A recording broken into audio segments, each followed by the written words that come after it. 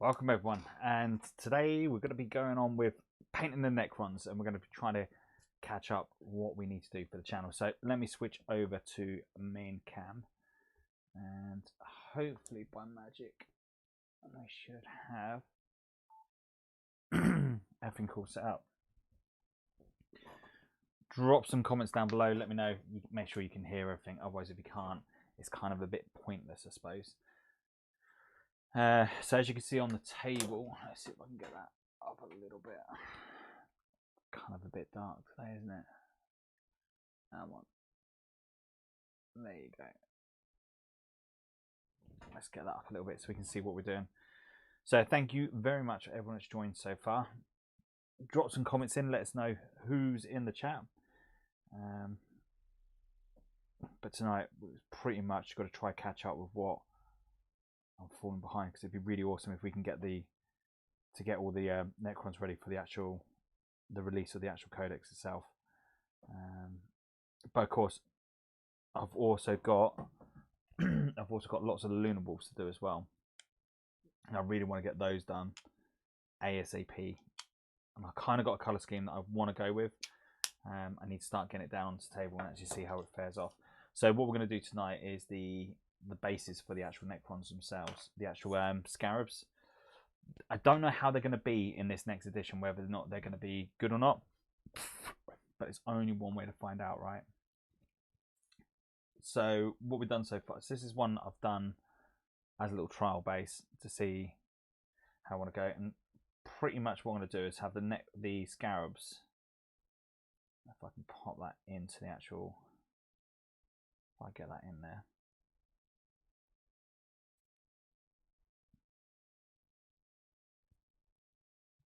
If I zoom in on,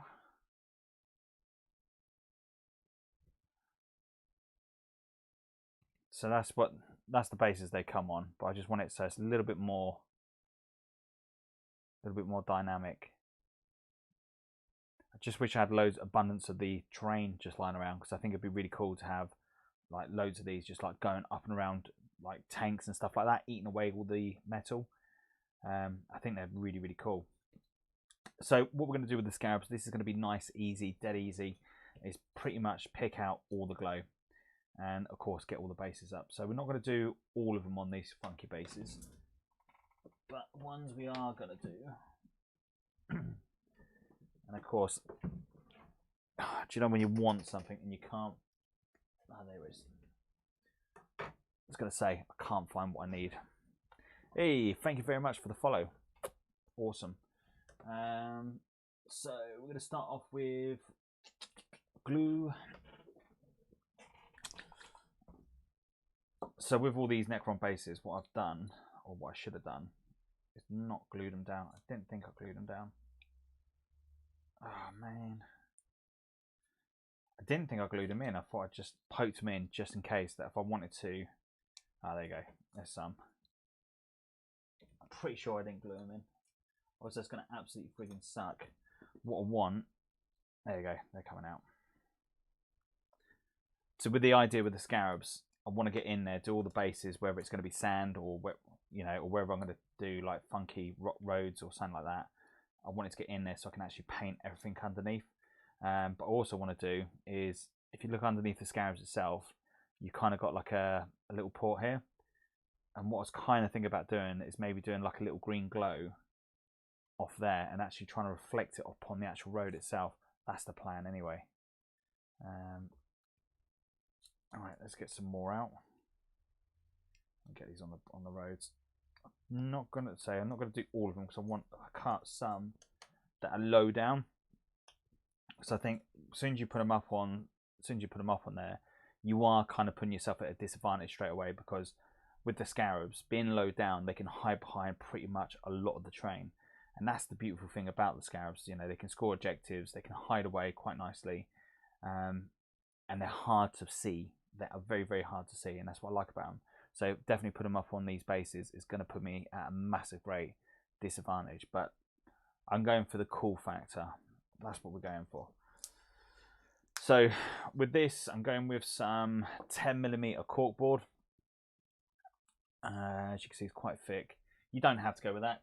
you could go with the old thinner one, which is meant for like the underlay. This corkboard you can get like most DIY shops, and it's more designed for going underneath the carpets or laminate flooring. I think that's what it's for. And then all I'm going to do is just get a little bit of glue on. This is just dead easy. Boom. And then we'll snap that off. I don't want it too neat, so more jagged the better is where we're going with. Let's go around here. You've probably seen these. I have done a YouTube video, so you can actually see, you know, a full tutorial on how to do these bases. But I think they're so freaking cool. And at some point next week, we're going to be doing our first battle report with the new addition of the rules with Necrons versus Space Marines. Of course, we're going to be using John's Emperor's hands for that. So he has got a nice stunning little army already painted and built. Unfortunately, he just doesn't have all the new cool toys just yet. But that's just going to be a matter of time, right? Anyway, thank you very much everyone that's joined so far. Please do feel free to drop some comments down below. It would be absolutely friggin' awesome to see who we've got in the actual chat itself. And I think we've kind of got... There you go, cool. And let me know what platform you're watching off as well. And then we'll go from there. And go from there to there. Cool. So next stage we're going to go with, and it's just going to be a little bit of filler. So for this, we just got a bit of well, this is just mold filler. Stuart and Memphis, how you doing, mate? I don't know why I say yeah, I'm still saying it. So going straight on there, straight in with the filler, big lump, down, down. Now you could just leave it straight on with the cork, but I want these to look like roads, so I'm just going to go with a bit of this filler just to make it, just to even it out a little bit and just give that not smooth texture but a little bit more. I want the texture to be more smooth than what the cork would be. YouTube is better for us. It is a hell of a lot much better. So, but no, cheers for joining us, my friend. Much appreciated. What are you working on tonight? Or are you just chilling? There you go. As you can see, it's just taking away all that cork fill, and that'll make it look like it's tarmac on a road. And once we get all the colours in, it's going to look awesome. Again, we'll put them straight into there. As you can see, I'm just pushing it into the actual gaps. Let's pop that out. And then again, we've got to get that all the way across. This stuff doesn't take long to dry, but it stinks like, doesn't smell nice. And then we've got that. Boom. And all I'm using is an old credit card just to push it into the actual gates itself. Oh, are ya? Ooh. Mate, don't envy you. Do not envy you at all. I'm just glad once I'm finished my job for the day, it's just a case of like, go home, switch off, and done. But to be fair, for me, it's just a case of straight on, straight in with the actual YouTube itself. Let me get some tunes on the go. Let's see what we're feeling today. Oh, what's this one?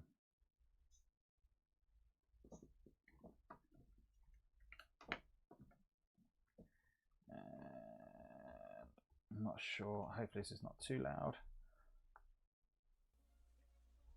And then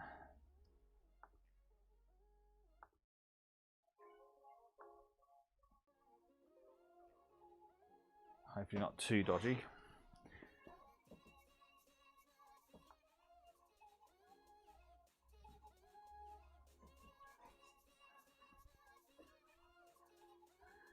Neil Beckham. Don't even know who that is. You'd have to enlighten me on that one. I'm not sure who that is. Yeah, I'm not digging this music.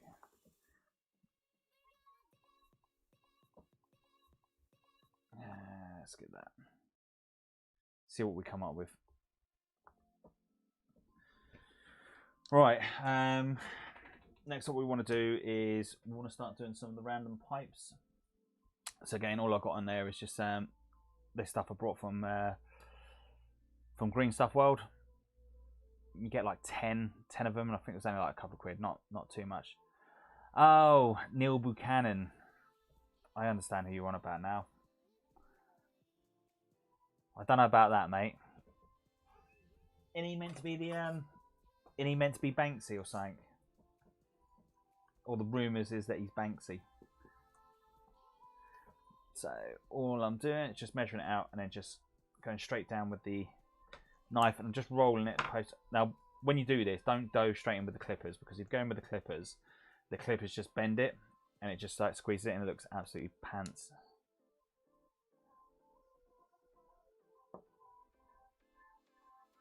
Nah, I agree with you on that one.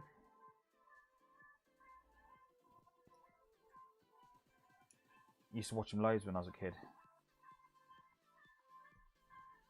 Didn't he get sacked from the BBC in the end or something? No, it was ITV, wasn't it?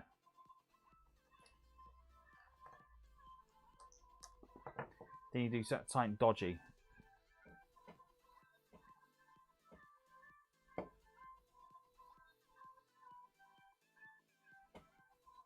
There you go.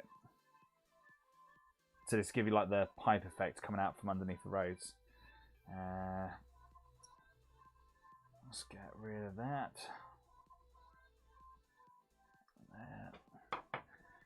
Pull this camera just slightly out, and then we can a little bit of a better feel.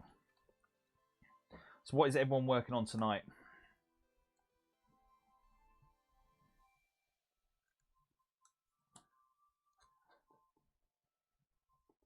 Carl, you finished your diorama yet, mate? Better still, how are you getting on with the Necron train? Hey, Jack. Thanks for joining us, my friend. Do you know, I was absolutely panicking and I thought, God, just put the hand down on the wrong bit. Doing good, my friend, doing good. Still trying to stick to that, my time scale of getting 3 armies done before the new Xbox drops.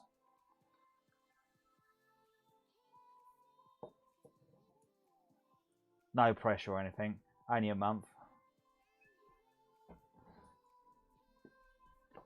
But I've set myself a thing now. If I haven't got the armies done, even if I get that new Xbox, I ain't gonna play it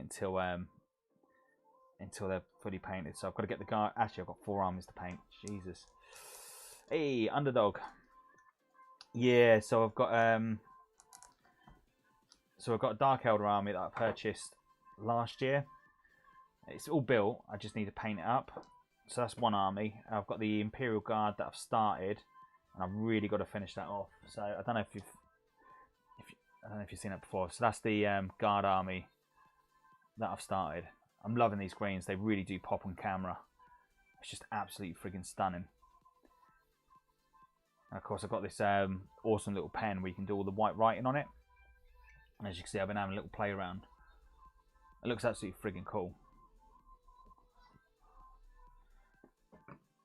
So yeah, so I've got Guard, Jakari. I've got to finish the Necrons off, and I've got to start the Lunar Wolves as well. So with the Lunar Wolves, I'm going to be going with Primaris. Try bring them back into the 40k universe. And of course, we've got to have Garviel Loken.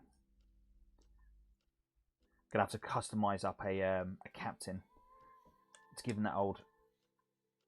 See if I can get some artwork pictures of Garviel and see if we can just get a captain.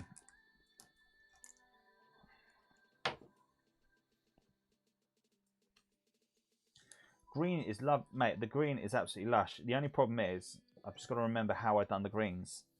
So when I do the painting videos, you know, as well as sharing what I do with the painting videos, it's more for myself as well. It's more like I can go back on one of my videos and go, oh yeah, that's how I've done that. That's how I've done the Pacific Green. All right. To do the roads, I've got the Indominators box set. I've got 2 of them. And no, I'm not a scalper, or whatever they call them.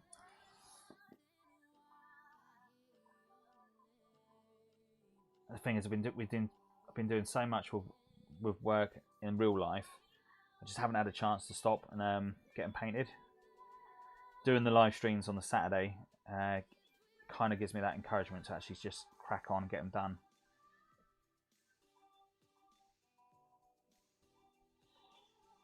Plus, it gives me a chance to catch up with everyone as well.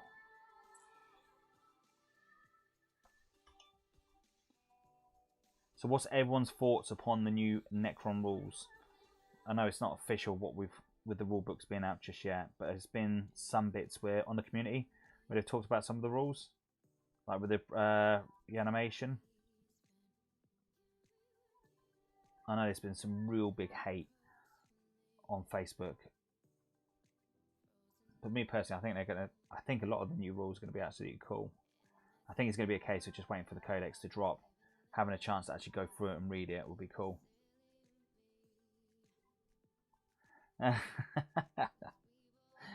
Yeah, shh, just don't tell anyone, Jack.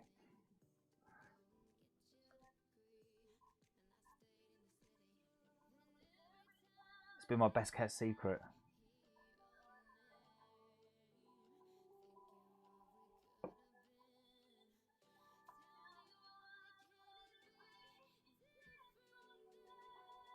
There you go. And that's already starting to dry quite nicely. Ooh, that's a good one. How would that work with Gilly though? Because I can imagine Gilly not being too happy with Garviel.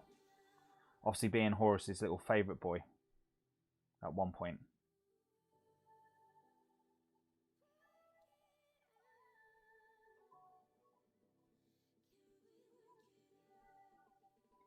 Now you know Horus wanted Garviel to turn to the dark side.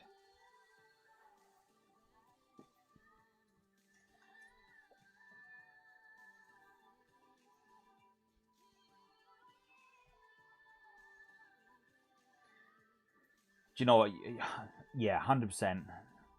And it's also the whole thing with change as well.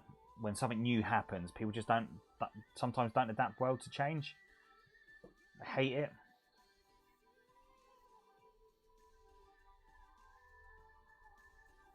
But there's no way Games Workshop are going to make Necrons pants. It's just not going to happen. They're going to make Necrons friggin' awesome.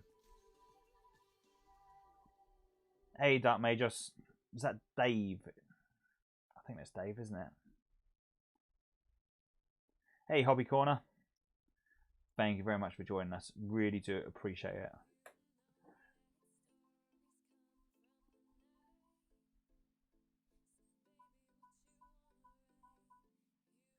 As you can tell, we've got the dodgy music going on tonight.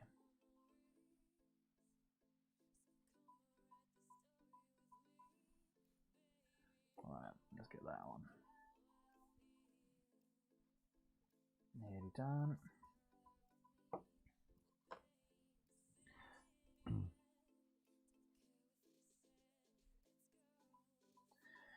You know, I was looking on the website today and I was just so tempted to drop the £294 one just to get the artwork. I just thought the artwork would actually look pretty cool behind me.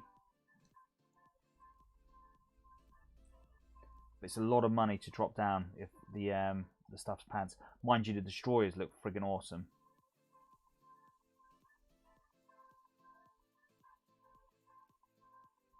Like, don't get me wrong, you know, it doesn't feel long that they brought out the old destroyers. But I think the old destroyers have been out for a while.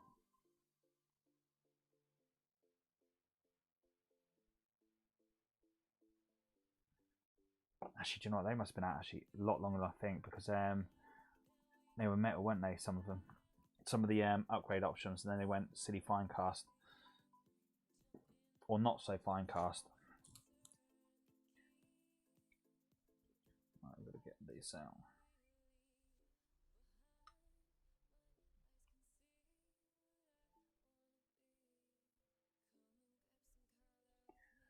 Story 98 at 84, thanks for following us, my friend, much appreciated. And Taylor, thank you again also for follow. Sergio, thank you very much as well. You guys are absolutely friggin' legends. Ben Pritchard, thank you, sir. Mind you, Ben, I thought you'd already started following us. Much appreciated though, really, really cool. Let's get some more. So now with this next part, this is where it gets a little bit tricky, but do you know what? I don't have them. Earbuds. Earbuds are the key for this next bit, just to rub it around and get it to where you want it to go. And for some reason, cotton buds, sorry. I must have left them inside the house. Never mind.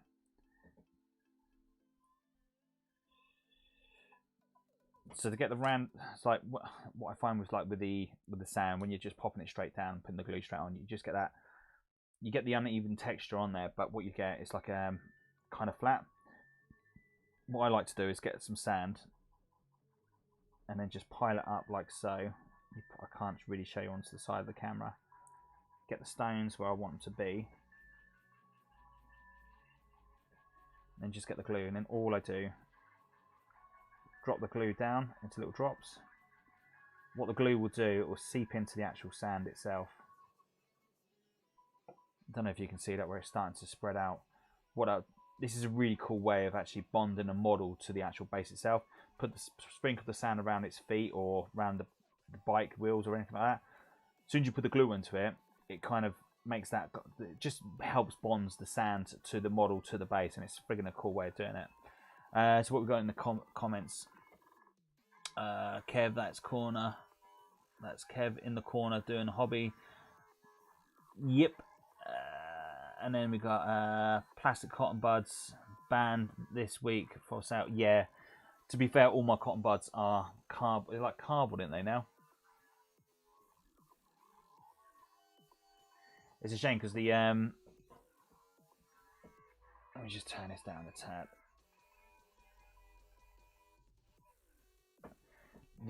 Actually, do you know what? Let's get rid of this music. This music is starting to turn a bit lame. Yeah, so the cotton buds, the plastic ones, what I used to do, once I've used the actual cotton bud itself, actually I used to keep the actual straw itself, and I used to pretty much do what I'm doing now with the basin, and just give it that little bit extra sprinkle. So I don't know if you can see, so you've got that little bit, got a nice little texture now. We just raised it up, and that's cool. And then what you could do afterwards, bits where it's just not come away, stick that into the pot. So then once you base it up, it will look cool. And that's what we're going for, right? The raw look cool. And let's go around there.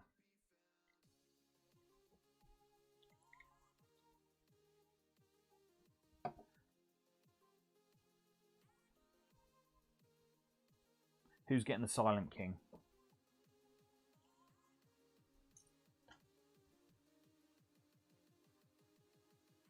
Cool, right, that's... And once that sits in there like so...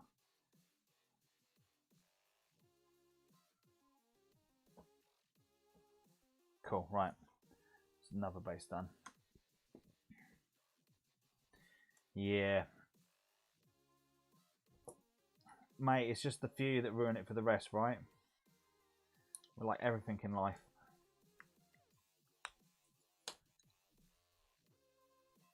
Same as 40k. You get a really, really cool rule, and then everyone else uses and abuses it and ruins it for everyone else.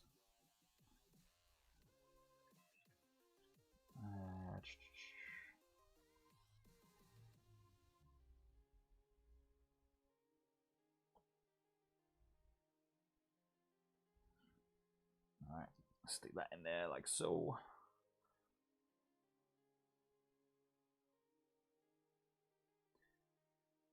Much appreciated all the support tonight, guys and girls. 11 watching so far. Thank you very much. That's absolutely friggin' awesome. Considering there's a new rule book out, and I know there's going to be a few different channels that are going to be talking about the new rules now. Much appreciate the support and people following us. Hopefully, at some point, when we get to that magical number of 10,000, we can start getting the rules early as well, so we can be talking about it.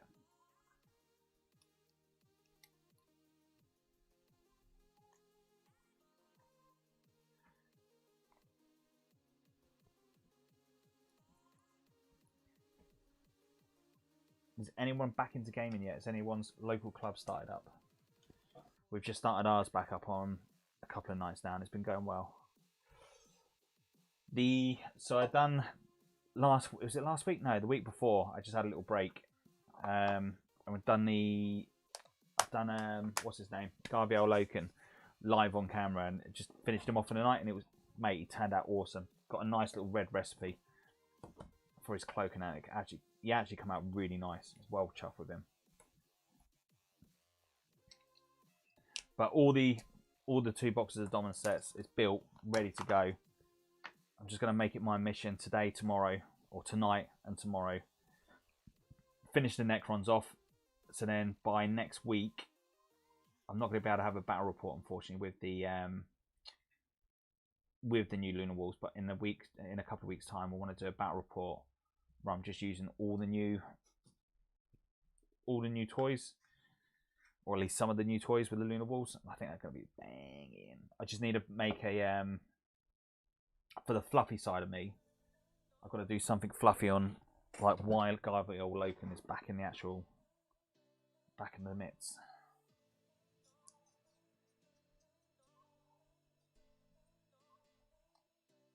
I still think it'd be a good idea to do one with Garviel Loken coming out of the warp or something, supporting the Ultramarines against the Necrons. That'd be cool.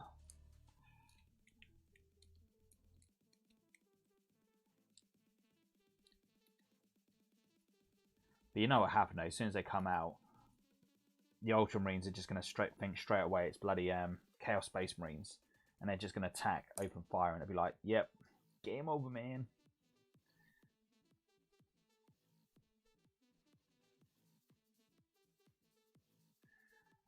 Mate, kind words like that, really appreciate it.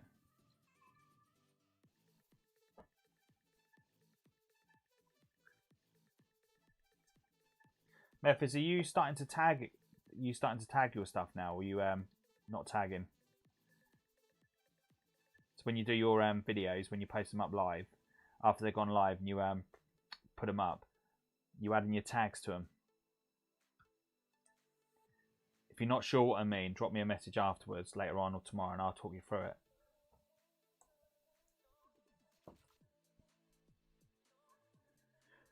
And, you know, if anyone hasn't already subscribed to Frost and Frisk, if you could do us a big favour and give them a bit of love and support, just pop over to the channel quickly and just give them a sub. That'd be absolutely friggin' awesome. It'd be awesome to get those boys up to 1,000 subs. Get them well on their way.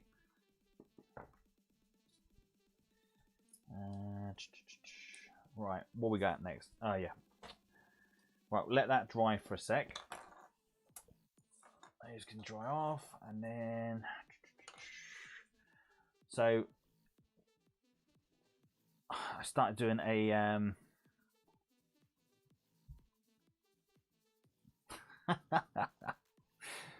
so that was the one I done the other week on the live stream. As you can see, he's come out very, very impressed with that. Anyway, so from then I started doing a video on how to do that process. I'm going to post it up on YouTube in the next couple of days. So as I started doing it, I then discovered another little recipe. What do you reckon? So I still got to finish it off.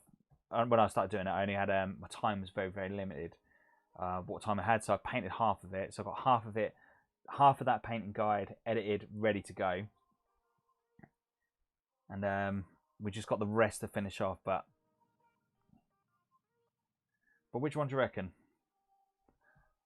Model A or Model B? What was that? Something just flew in there. See, I'm loving the B. I'm loving the A, sorry. Just adding that extra little bit of white in there just kind of makes that pop even a little bit more.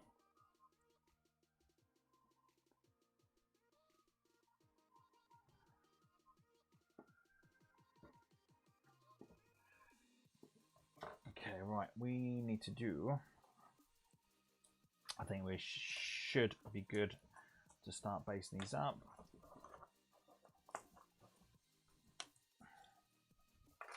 Want to do a nice little fluffy barrel report with these Necrons. Get the old scarabs in. Left one.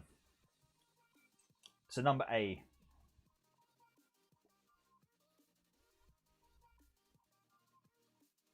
Yeah, you see, I much prefer that. What I love about it is where you got the dark armor.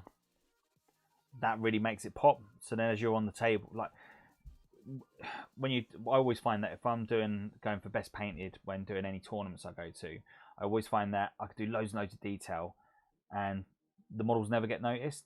But if I do something loud, something bright and that catches your eye, I always find that the armies get more attention and notice by that. But yeah, man, I think that I was well happy with that. So we're gonna go with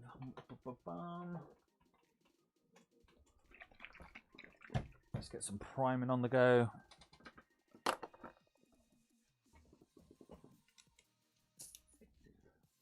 the window up a little bit more. Taller choice. What do we want to go with? A little bit thinner.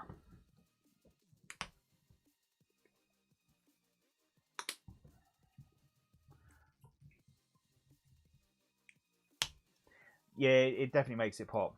Definitely makes it pop.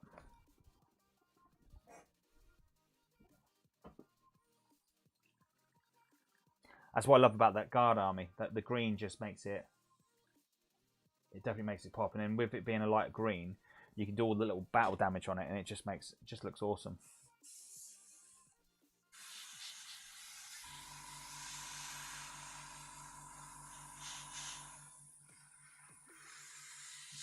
So what I'm doing, I'm just basing these up now, undercoating them, so then I can stick the scarabs back on, and then I can put them in the cradle, and I can actually paint off the cradle.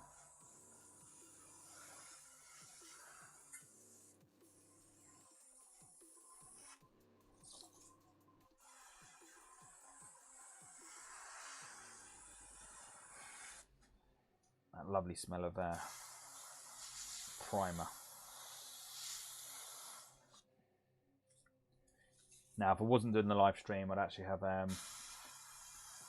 all the kit on to stop me breathing all this rubbish in.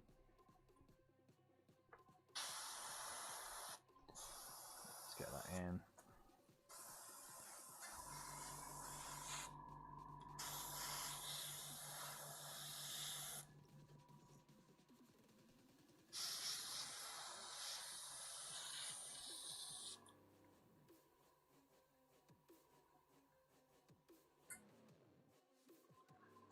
Please don't say the 20. I did. I have one in November, and it was postponed until 2021. Do you know what? Unfortunately, at the moment, it's going to be the same with a lot of tournaments. However, going to try get some.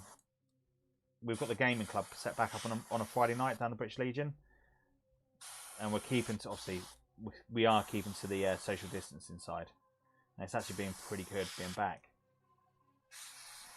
Absolutely had a friggin' awesome game the other night with the using my Grey Knights, and played against the Imperial Fist. And I tell you what, those Imperial Fists absolutely friggin' kick ass. The amount of exploding sixes is just absolutely crazy. But it was cool, man. Really enjoyed it. We had a really good laugh. And I think it just pretty much went down to like turn 4 when I managed to start turning it back. But it was good. It was a cool game. Really enjoyed it. Where was you playing? Was you playing down the in town centre?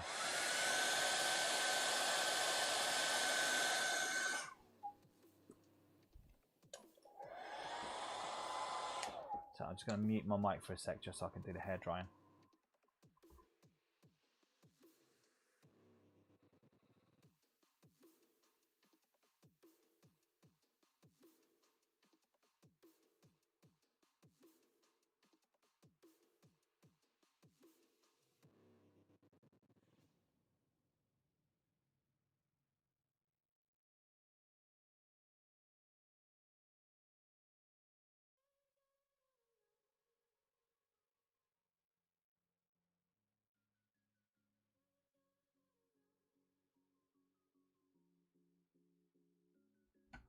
Try not to deafen your ears out. Make sure we get that up on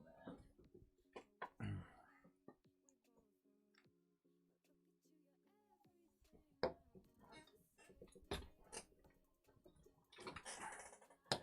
What I should have done is done this right from the start.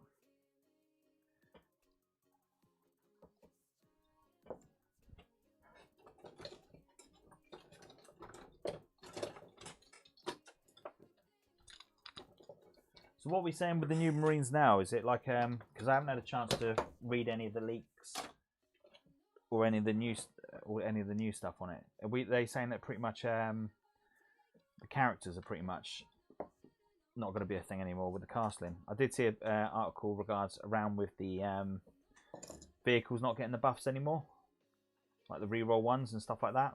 I think that's going to be massive.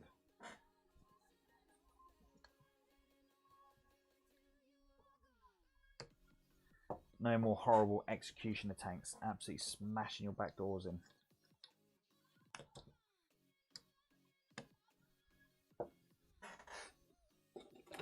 Not that I've had a bad experience or anything with the executioners. All I know, they're just bloody. The last game I had with an executioner tank absolutely friggin' ripped me a new one.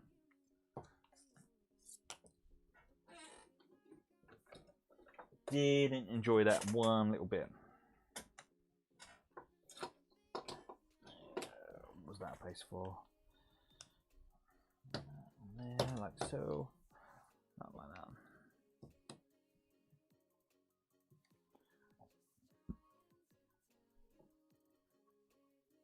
that. Ooh, really? That's powerful. I get the dreadnoughts getting the buffs, but the tanks, it'd be interesting to see how the meta goes.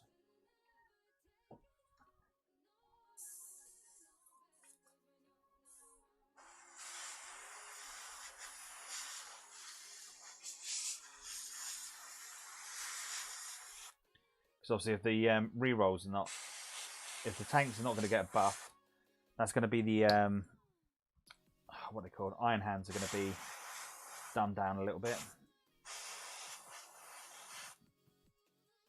And mind you, they'll probably just take all the dreadnoughts instead. Hey, John. Welcome to the party, sir.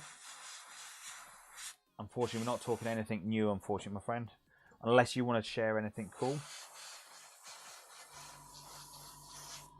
Just trying to get the old Necrons up, ready for the channel.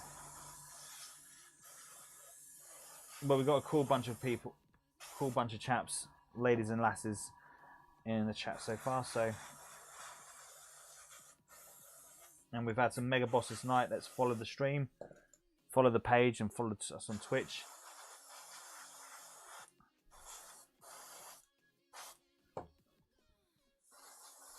Let's get that right around. Cool, right. Nearly there.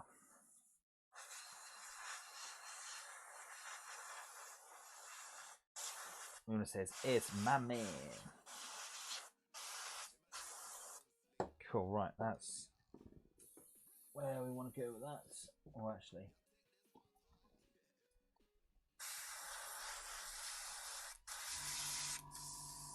Instead of wasting that precious primer. Let's just do that straight away. As you see, I've done some bike bases up, ready for it. So once I get the lunar wolves on, they're pretty much going to be on the same bit.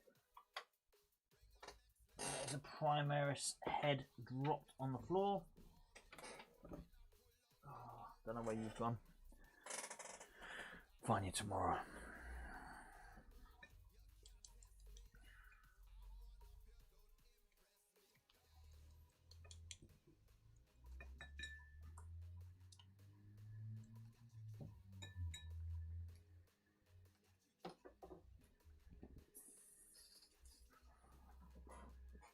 Shame we couldn't get access to the early models, right?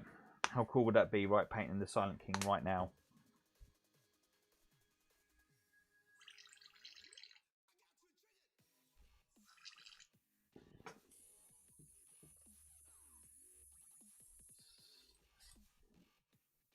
Maybe that's what we should do. Should have a little competition for it.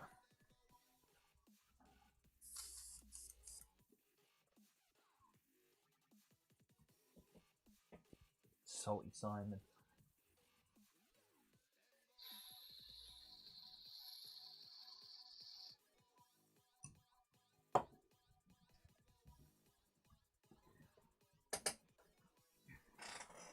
Simon must be loving it, isn't he, John? With all the new rules coming out for all the Space Marines.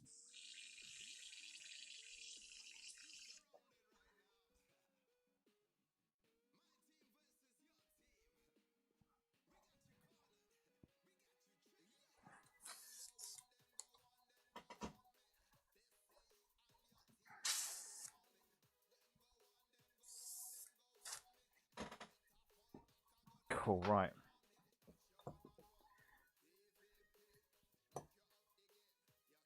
So what we're going to do is we're going to stick those Necrons back onto the bases, and then we're going to we can go back and do the bases later on. That's something I can do off stream. Let's get on do the fun stuff, the cool stuff, right? That's going to sit like so. Cool. That's then done there. And then this bit we want to. So the prep for this bit. Clippers.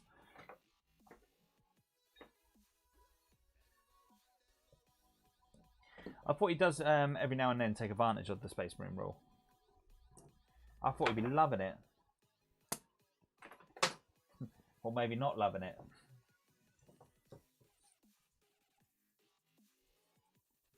Okay, so what we're going to do, we're just going to clip that bit off just there.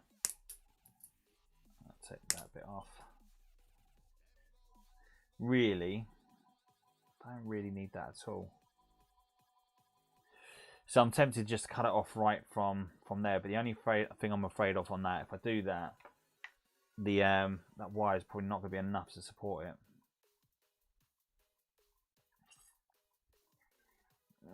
I'm so tempted just to give one a try.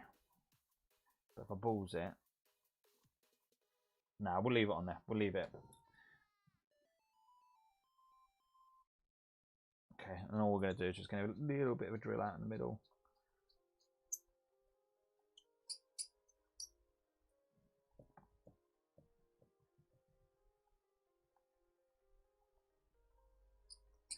Don't worry, John. Your codex will drop soon, won't it?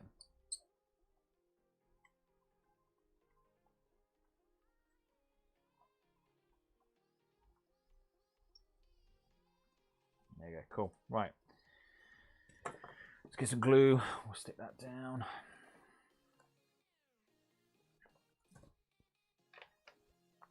Of course. Gonna.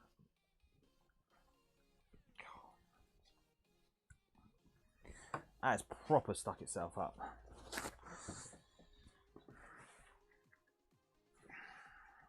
God, Jesus Christ.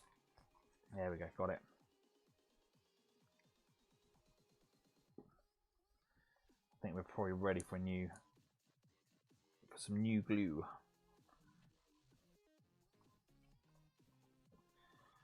Cool. And all I do with this is just stick a little bit on the end there, and then just poke that straight into the actual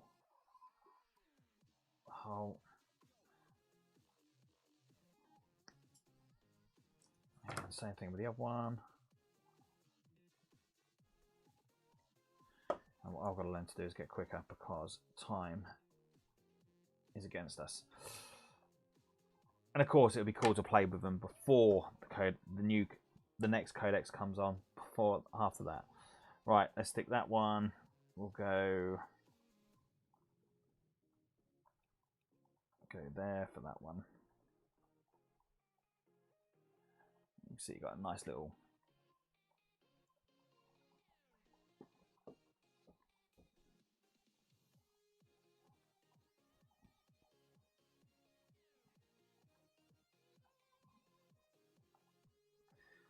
Yeah, look, I don't think they're going to be any better than what they were before, but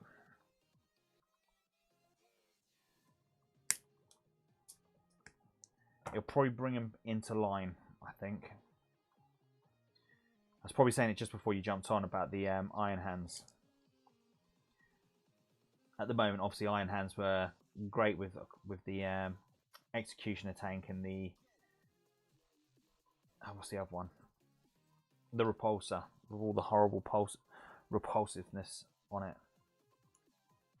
Let's get that in there.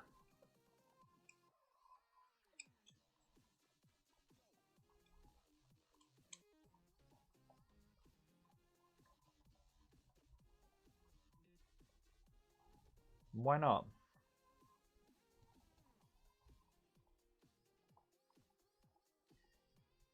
Is that definite?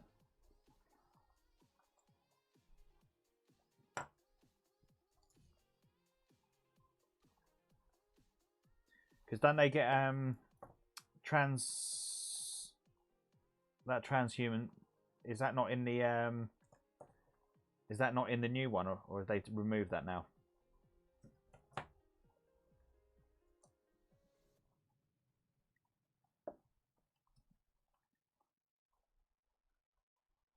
So it would kind of make sense if they did remove it.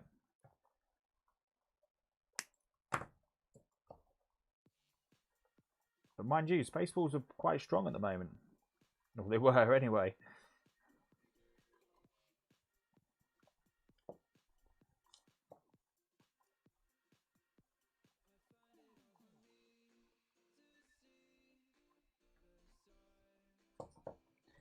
Yeah, look. Do you know what? It's probably fair that they probably did lose it. And the reason I say that for, if you think about it, you've got to kind of have some perks of being a being Primaris, right? Over than the classic boys. Because it's got to kind of suck, right? If you got all the Primaris stuff, and then all of a sudden the normal Marines come out, and then the old Marines get all the rules as the Primaris ones. You know, they're getting all the extra buffs, but you know, with the extra wounds and that. But that's got to be cool for you, though, right? To have the extra wounds. Question is, when do the Marines get? When does Chaos get them? Come on out, you fucker! Don't break. Please don't break.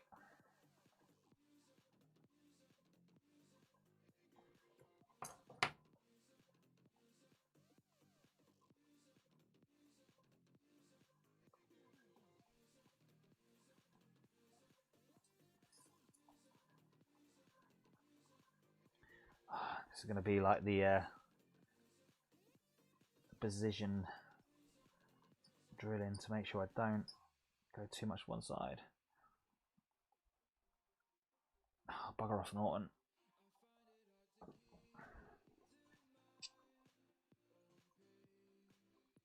But all the bugger off. But I thought all the Marines now are all in the main book, right? And then they're just getting the supplements straight off the bounce of it.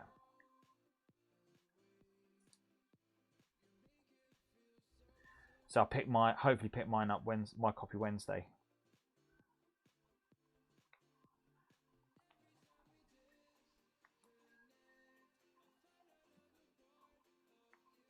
Actually, do you know what? That might not be a bad idea to actually As soon as I get all that copy, do another little live stream and that, just go through it and maybe just talk about some of the new cool stuff. I know obviously there's going to be a lot of channels that are going to already do it, but maybe it might be cool to see it from our side and see what we think. And maybe as a group we go through it and go, yep, that's cool, that's not cool, instead of being told what's cool and what's not cool. Make our own mind up on it. Tell you what I'm looking forward to is the new Orc Codex.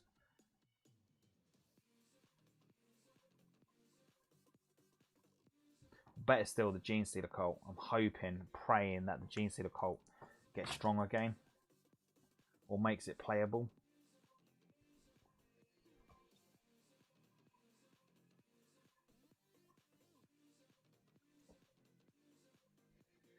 Right, kind of got to try disguise those bits if I can. John, catch you later, mate.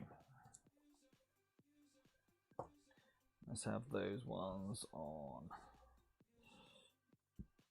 So that one's there, like so. And then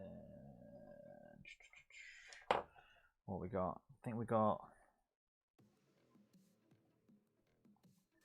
That's the other thing, trying to break them away from that bit there. I don't want to snap as I'm pulling it away. I'm kind of pulling away. Oh, come on. Yeah, there you go. We got it, I think.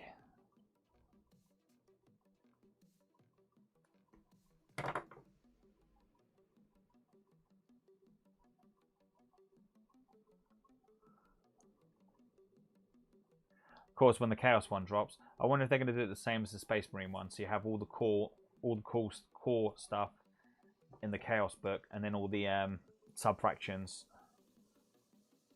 off to one side. For me, that makes sense. God, what is that music? Some of the tunes are alright, and then you just get the odd one or two, and it's just like, man, come on, man. Fix up, look sharp.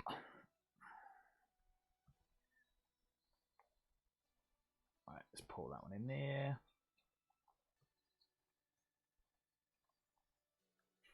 The prep work's so boring. Dave, you didn't answer me. Where's your where was you going for your tournament, mate?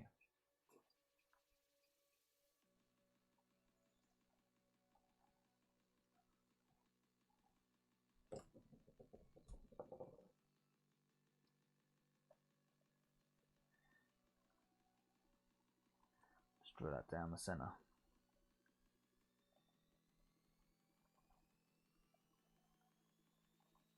That's interesting.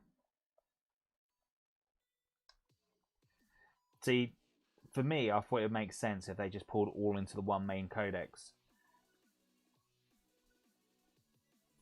But then I suppose Def Card, yeah, they could have still done it and just done a supplement, and then just done their core units into their own little thing, because that wouldn't have hurt, right?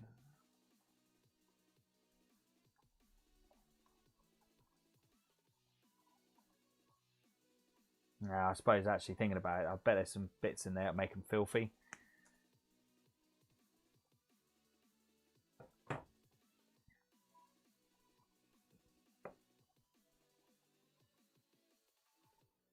Be interesting to see if they pull the storyline forward on anything.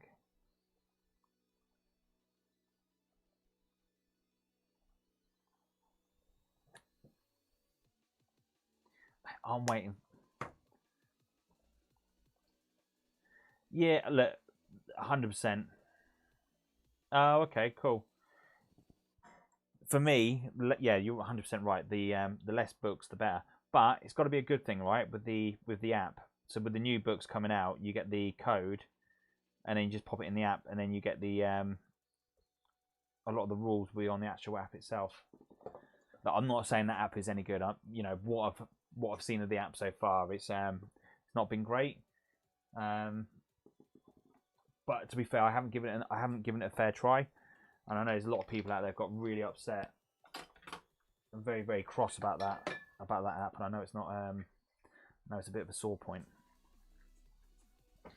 Cool. Right, moving on to the next part. So let's get those bits in there, and what we're going to do, get rid of those. Getting to that point where the desk is getting a little bit dirty, messy, and I don't like it. So just give it a little bit of a spring clean. Don't know about you, but I find that as soon as I get into a point where it's a bit clustered and too much going on the desk, it kind of makes me unproductive. Right. So what I was thinking about this is doing that green that I've done with. See where I've done on the actual armor of the actual model itself. So going with a dark green here, but then putting that over those parts, and then going with that lighter green into the center. That's the plan. So we'll see how we go with that. Oh, okay, cool.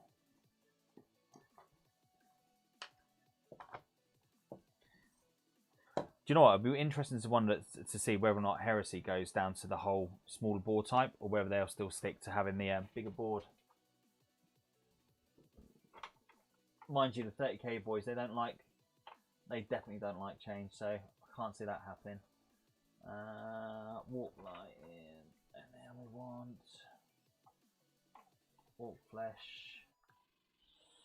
I think it was Orc Flesh. There might have been Dark Angels. And then where are the greens? Greens. Is the studio light? Not in there. So it's really cool having that blue light. The only downside is I'm looking at these colours, and these colours look exactly the damn same. So that's the downside of having a nice shiny light onto the backdrop. Absolutely frigging kills me. Couldn't have picked a worse colour.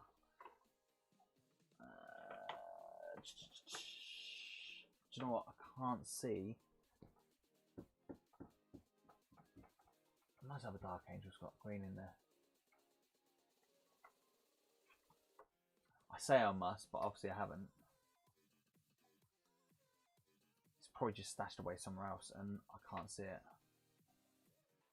What a bummer. Ooh. That's scarping my plans a little bit. Cablin green. That will do it.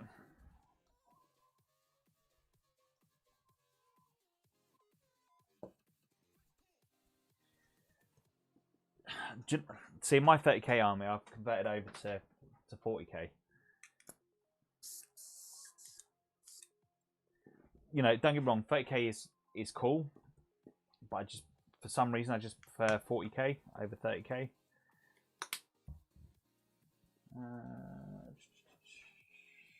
I know I'm going to get a lot of hate for that, and I know there's a lot of love for the 30k side, but I just don't know. Since doing a Pacific tournament with 30k, I just haven't really not really got back into it.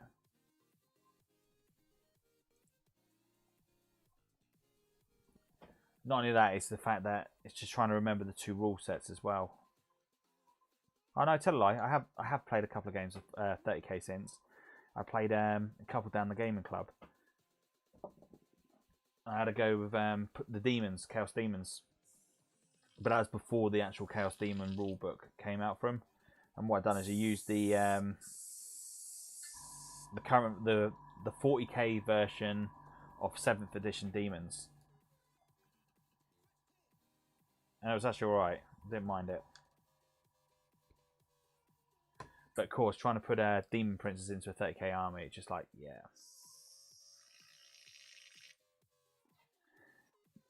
No, you see, the problem is with 30k is it's more the fact that Forge World don't have the staff to write the rules, unfortunately, and because you've got such a strong a community out there for the 30k that are so dead set on not converting over to 8th. They just don't want to get involved with it, and it's a shame. I think they'll get so many more players if they did. So I'm setting my airbrush to around about 20 psi, and what I want to try to do is just get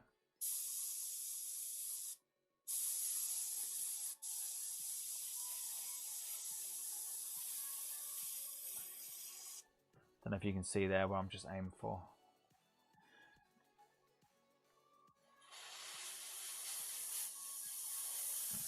There you go, catch that bit there.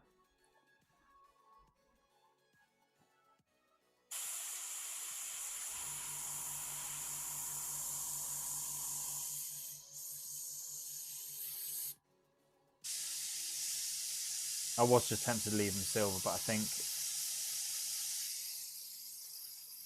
it's only right to do them the green.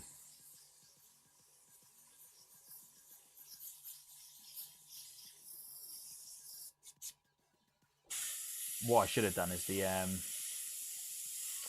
done the candy green.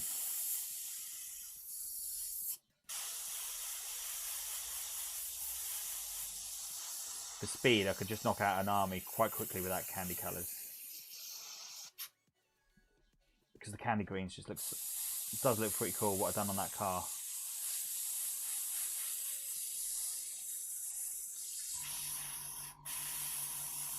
Not too much.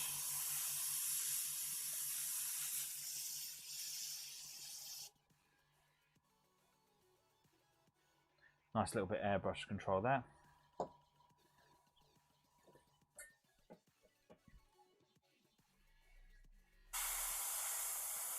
Has anyone played much of Titanicus?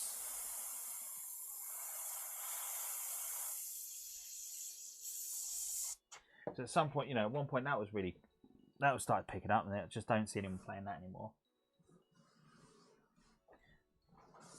And I don't know what happened with that, whether the Titanicus just dropped off or what. So I'm just dropping my PSI down a tad, down to about 20 PSI, just so I can get a little bit more control over the airbrush, over the actual paint coming out. And then what we're going to do,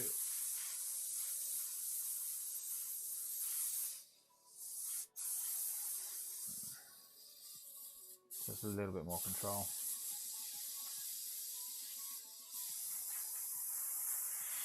So I'm not going over all the armour, I'm still leaving a lot of the shadow down towards the back. See, Epic I never really played. And I remember seeing loads and loads of people down the club playing Epic. But at that point, I remember just being in the mindset of thinking I just couldn't afford to do it. And at that point, I was on a poor man's wage.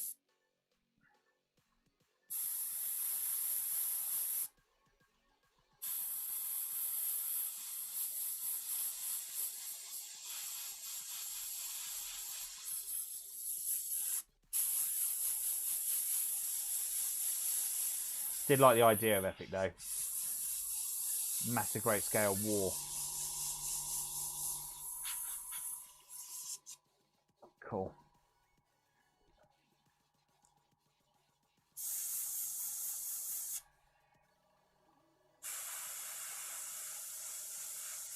So what I'm looking for him to come back out is the Battlefleet Gothic.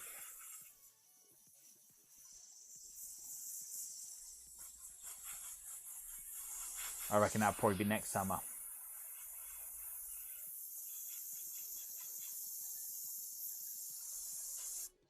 But that was such a cool game.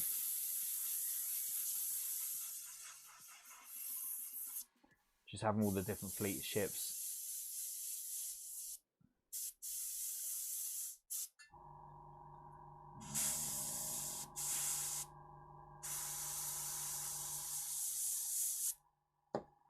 Let's get the little bit off the end of the niblet.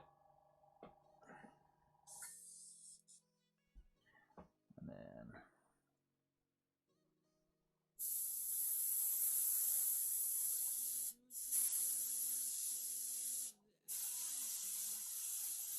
probably doing that dropping that PS line just down a little bit more. We're going to persevere for it. Not too much where I can't control it, but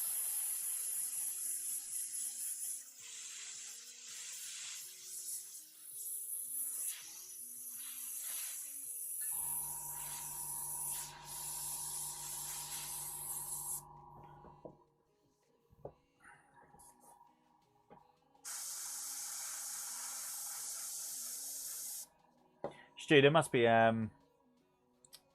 be some files now, 3D files for these scarabs, aren't they?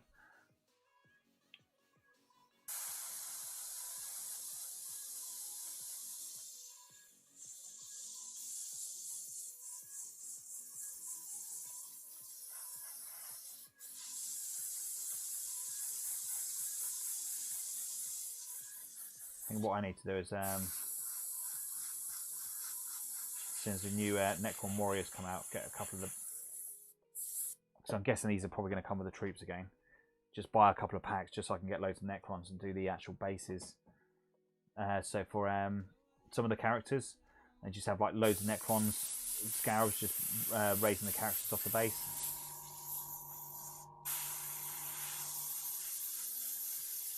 That's what I used to love about the C-Tans. The old Finecast one or the metal one, depending on how old your one is. But I used to love the one where you got the Necrons just raising them off, the actual scarabs raising them out of the actual ground. I remember seeing an awesome conversion job where someone had Tau and they had all the scarabs coming out of the vehicles. So got loads of little holes in the actual in the tank where the scarabs are just eating away on the metal. Cool, right, that's 4 down so far. 3 to go. 4 to go even. Lie.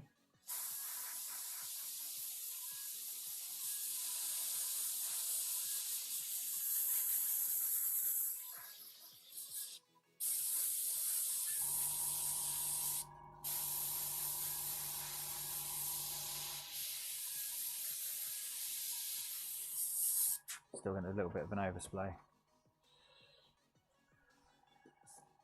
Should be able to tidy that up after the next bit.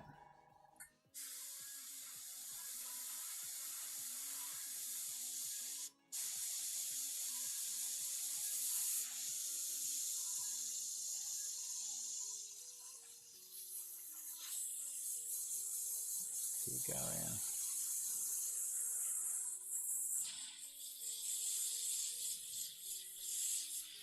A little bit more there.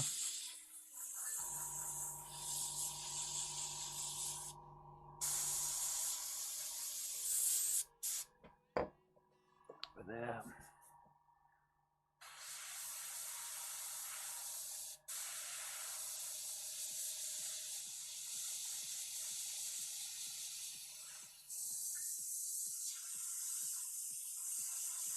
I wonder how many points the Chaos Space Marines are going to go up once they get their 2 wounds apiece.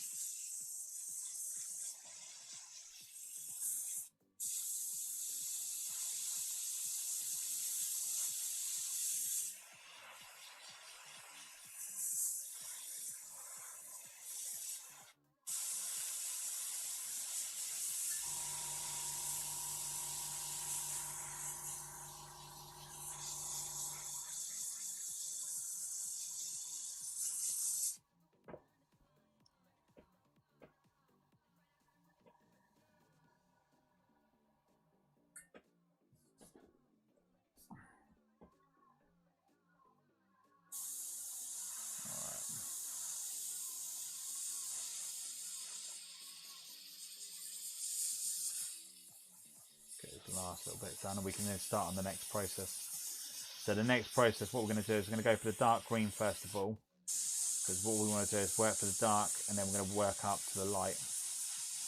And of course the light bit is going to be the glow on all the on the bit on the Necrons itself.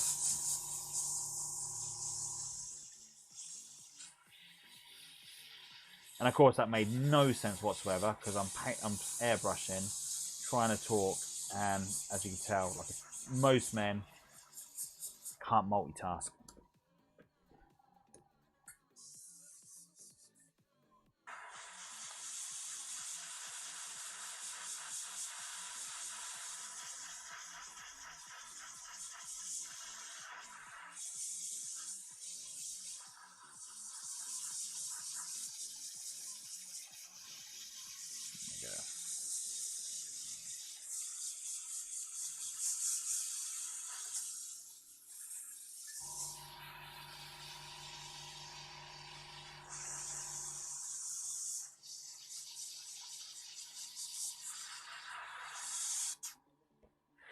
think that was kind of a bit of a rush, that last one. Just get it done.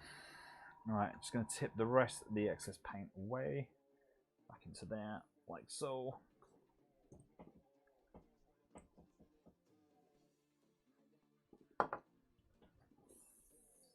Get rid of that excess.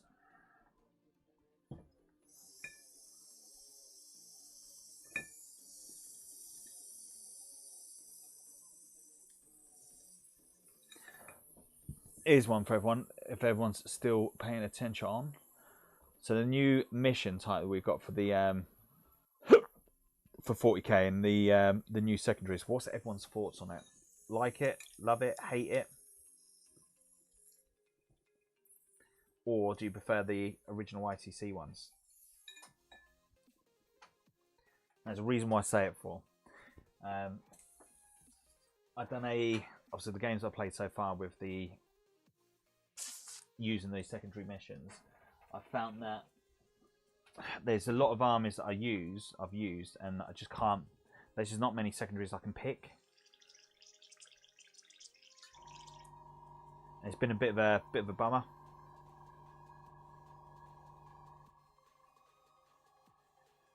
So, like, obviously, you got the psychic ones, and I really think the psychic ones are a trap. The psychic secondaries are just not worth it. So a good example for that last battle report done with the Necrons versus the Thousand Suns. I picked the Pierce the Veil.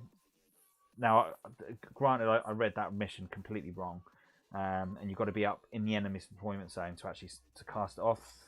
So it's a whole turn that you're going to be going with that sorcerer. Is not going to be casting any psychic tests whatsoever. And I just think that was just absolute pony.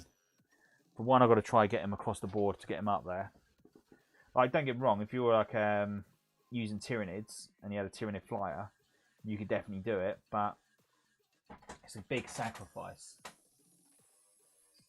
You know, if you've got something big flying over to do psychic spells, that's a massive, great risk. Okay, so going up thinner. And go.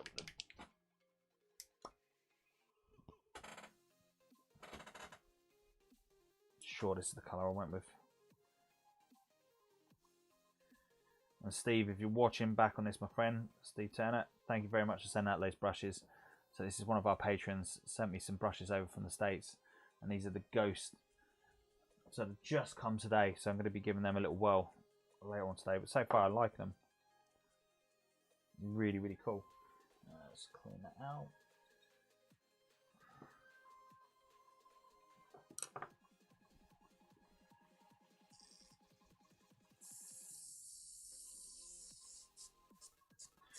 Okay, so now going over with the darker green first.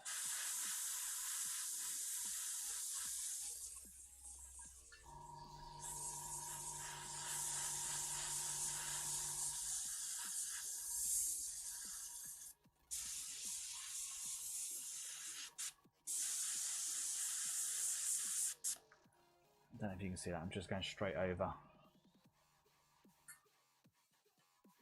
I know, right? Nice spot.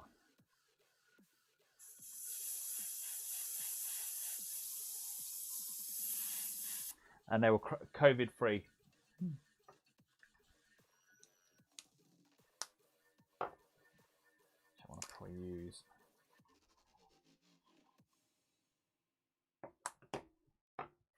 A little bit too much contrast there.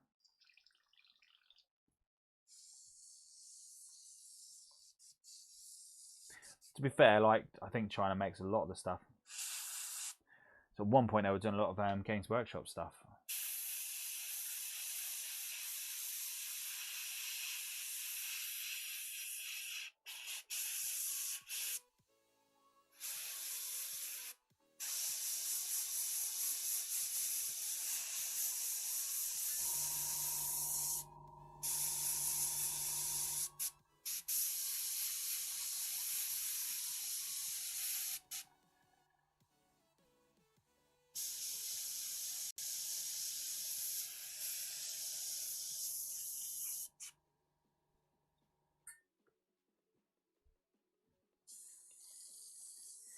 Yeah.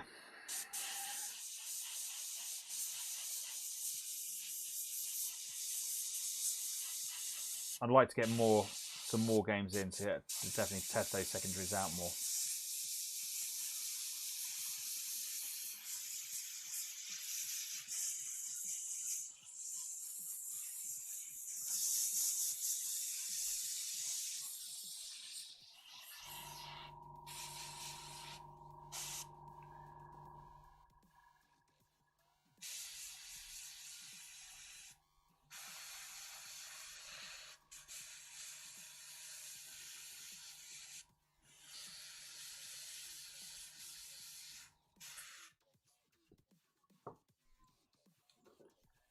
Nice dark green. I'm just hoping that's the right type of green. I might have fluffed it.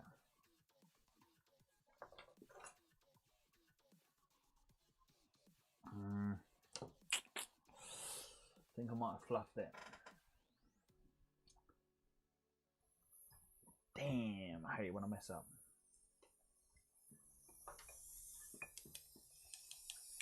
This is why it's good to do painting videos before you do live streams. So I have a little reference to go by. Lesson learned, lesson learned. Let's give that a little bit of a blowback.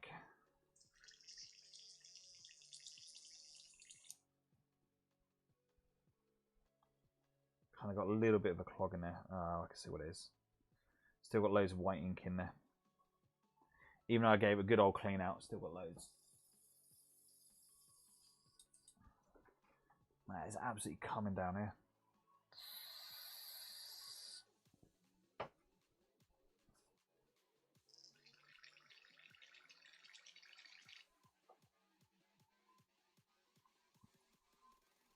Right, let's give it a little bit more of a clean out.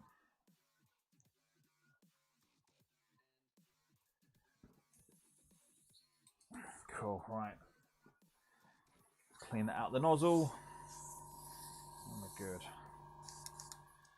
I'm going to go straight in with the warp lightning and just see.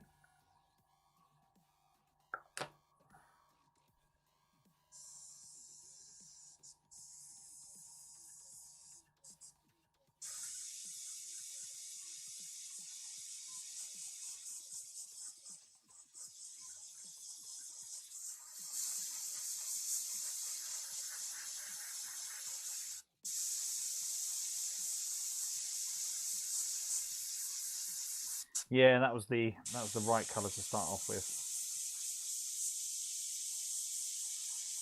Oh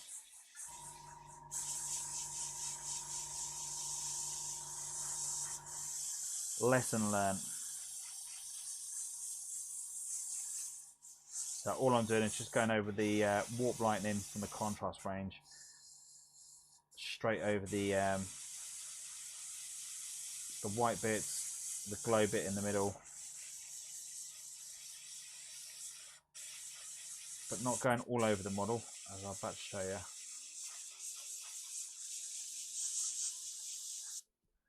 I don't know if you can see that. So we've still got like all the darker bits there. So I'm going to go in with the darker green in a sec, through the contrast.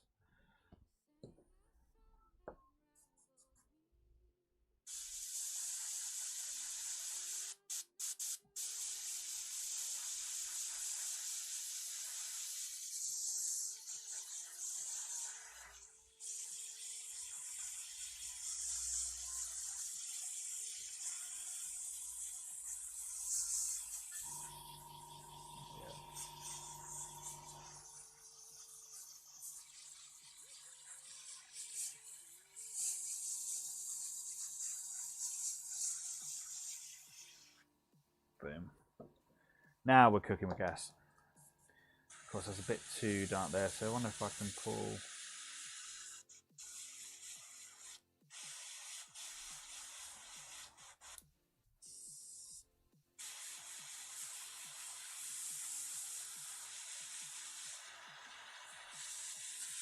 Never mind. Not an issue. Not an issue.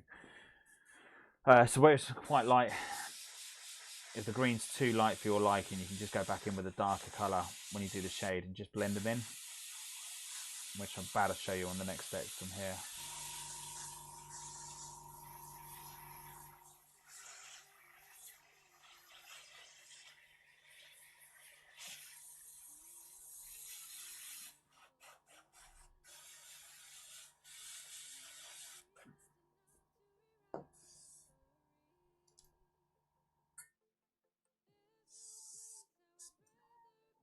let's get that.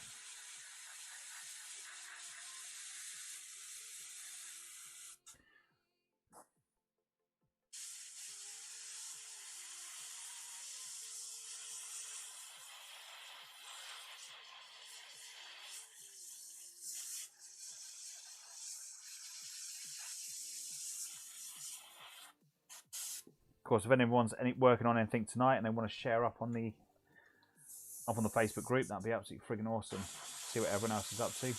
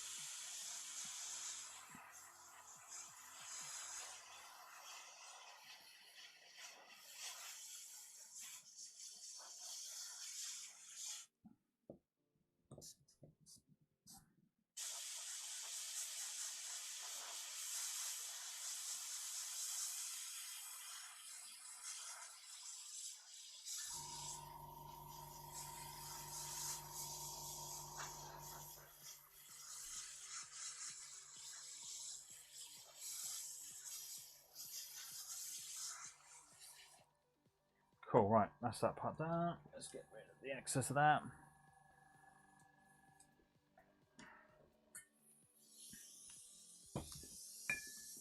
Just get rid of the excess out of the airbrush. Should have really put some thinner in with that.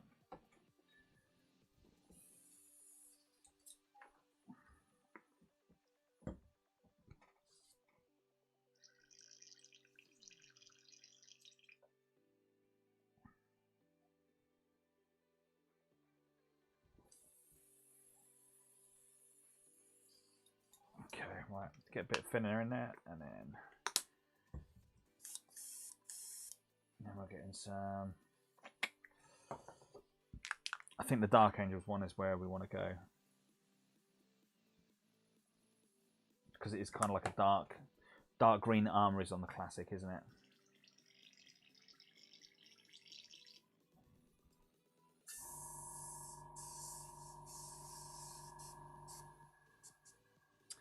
Is that really where I want to go?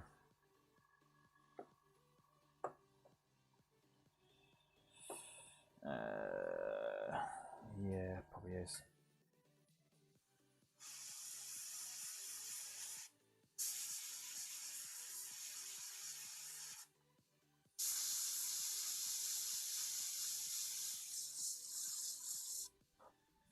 See, now doing it, I don't think that is.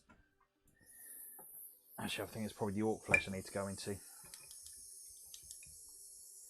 little bit sore for my eyes.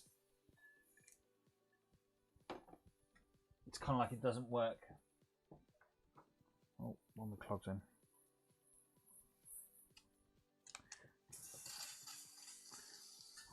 Let's get all that crap out. I see something in there. It's not agreeing with it. Let's just get that excess. Okay, right. Thinner again. Let's try that again. So we'll go a little bit thinner, and then we're going to go with orc flesh. That's a bit too much orc flesh.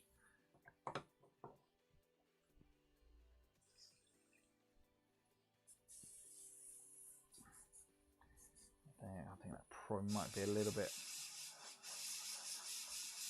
No. Actually, do you know what? That actually works. Let's pull that down just a tad. Till there. What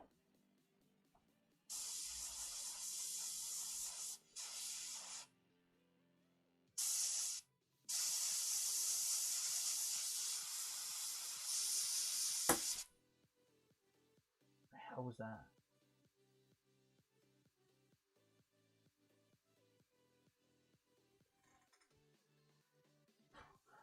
God knows what that was.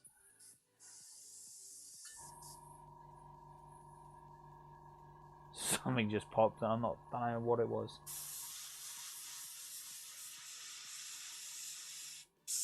This is where you see on the live stream, which would be like saying in the saga.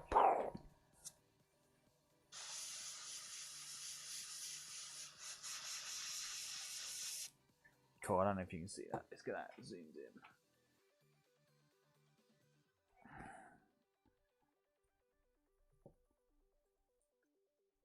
That's quite a nice little glow.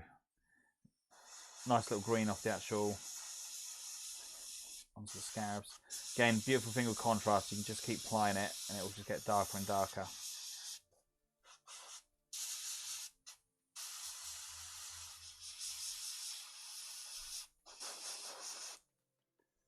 That is nice. I like that.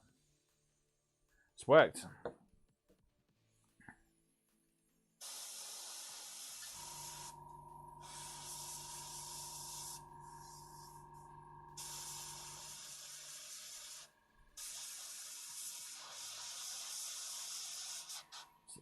So at this stage, I'm not worried about the green going onto the actual base itself. Because the base, I'm going to take the scarabs back off, and I'm going to redo the base separate. This is just so I can actually get them on something, so I can actually work upon them.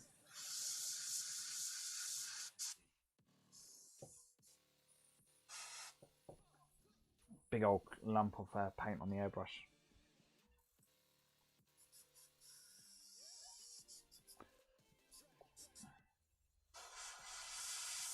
Let's get that dried off.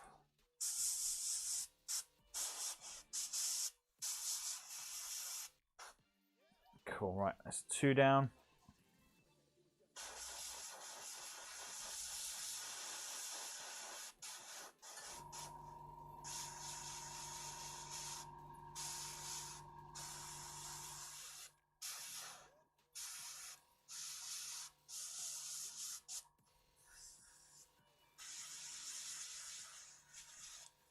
For some reason the orc flesh seems to want to be clogging up a little bit tonight on the airbrush. I'm not sure why. Something in there it's not agreeing with.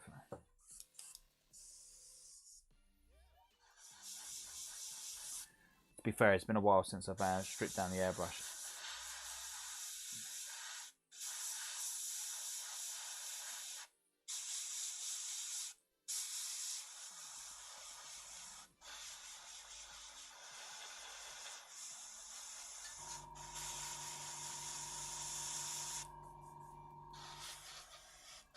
Right.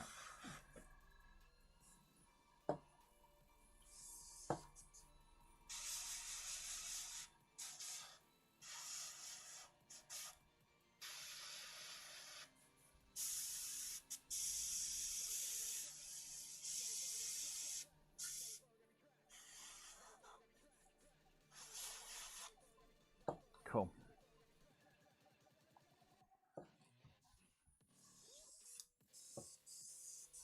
Let's get some more down on this bit here.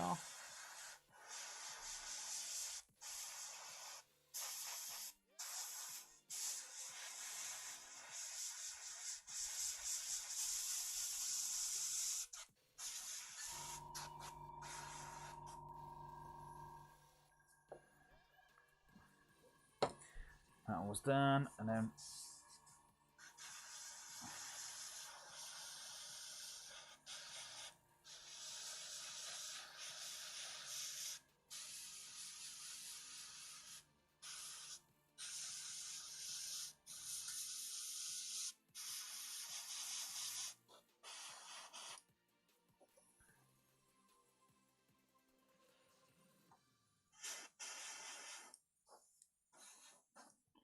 yeah, I'm happy with that.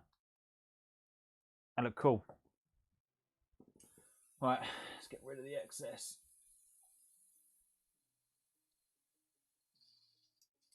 In its own time. So what we're going to do now, we're going to work off the actual glow in the chest piece of the actual neck on the actual scarabs. But this is why I need the airbrush to be perfect, because if it isn't, it's going to mess me up. So let's give it a little bit of a clean down.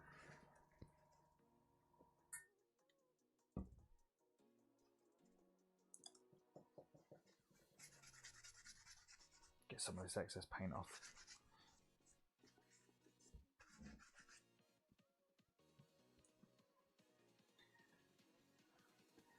Yeah, sorry, this is not the fun part of the stream.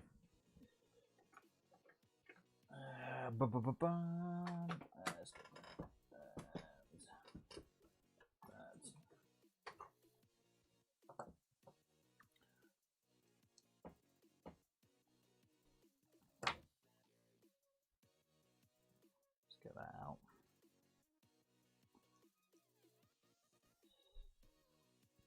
Yeah, just a little bit of a build up of paint there. We need... Can't remember when I last stripped this out. That's a nice little build up anyway. That's why it's a little bit slow. Cool. Bucket loads coming out. Let's draw that out a little bit.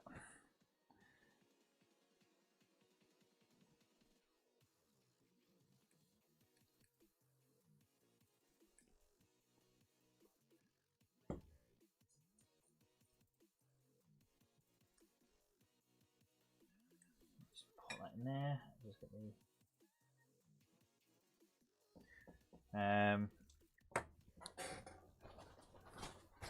got this really cool stuff from Badger.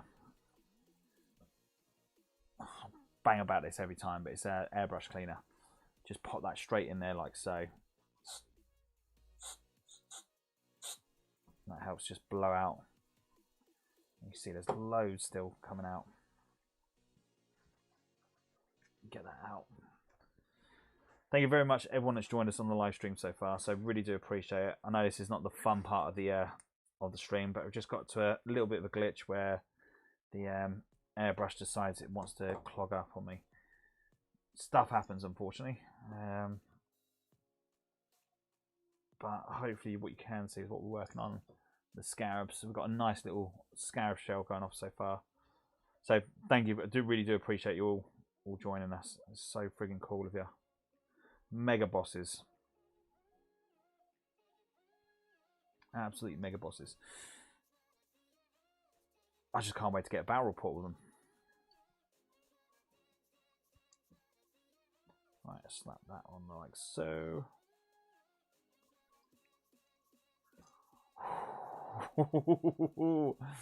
Mate, I ain't gonna lie. I absolutely pooped myself now. I thought I dropped the end part of the needle. I would have been crying there. They're just so not cheap to replace.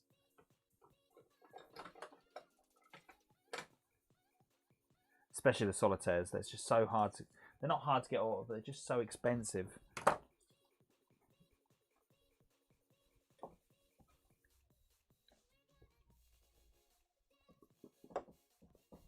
Right.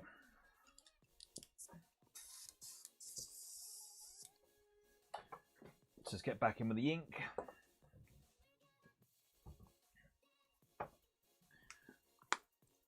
So go a little bit of ink first, and then straight in with the bit of thinner, and the ink.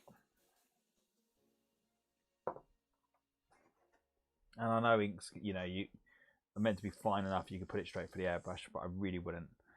Gotta put it down.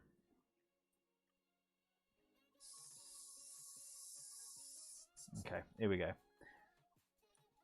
So at this point here, we're just going to try aim for where the bits are going to be glowing.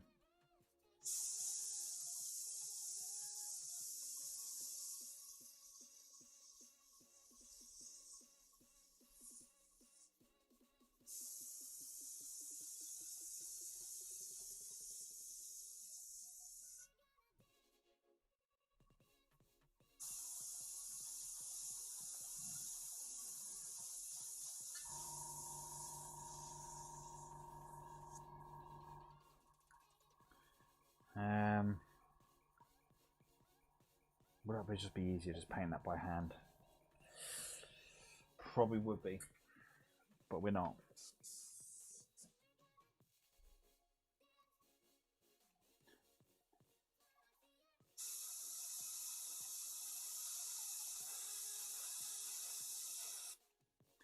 painting by hand is for mere mortals.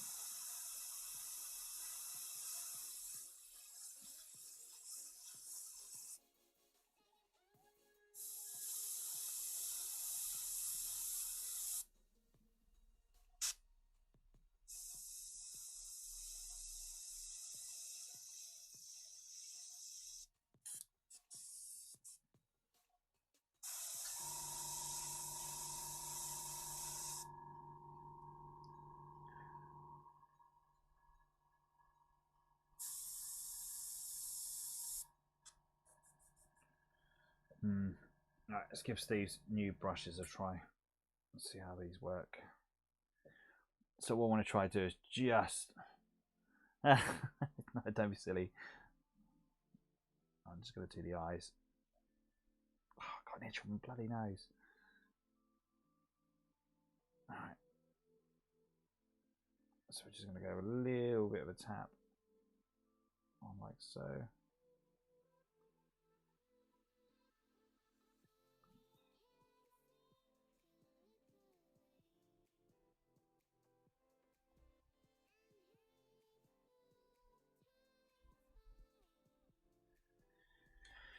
Not quite, just probably need to go straight out of the pot on this one.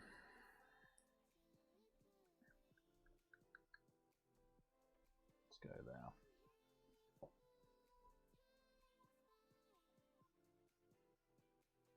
Alright, let's try again.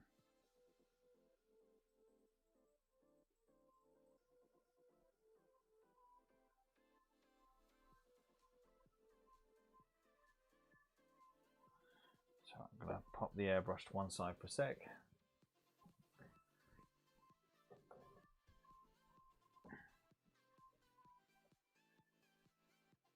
Now we're gonna airbrush those in. What we're gonna do is just do the eyes, just that center lens, just with the actual brush itself.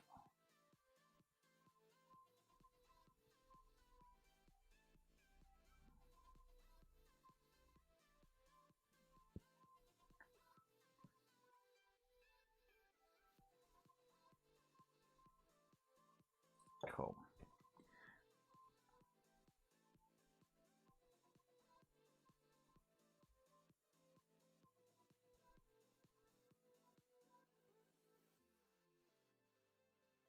One there.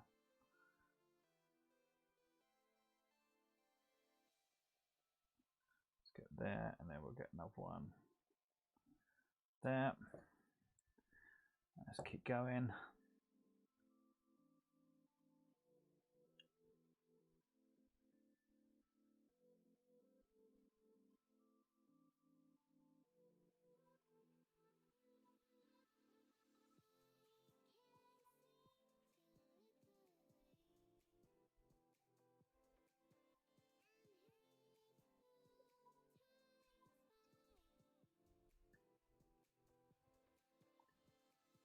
Another little dollop there.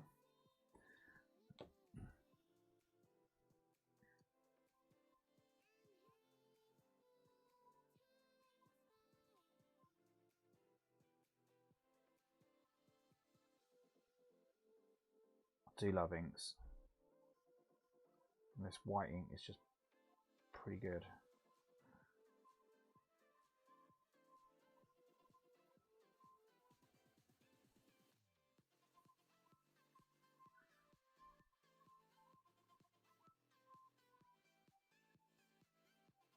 So I'm actually liking these brushes, they're pretty cool. Steve was saying they're not very expensive neither, they're quite cheap for what they are.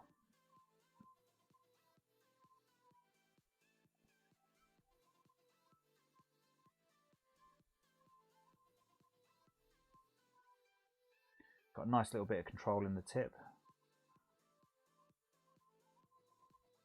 They're not too what's the word? They're not too stiff. Cool.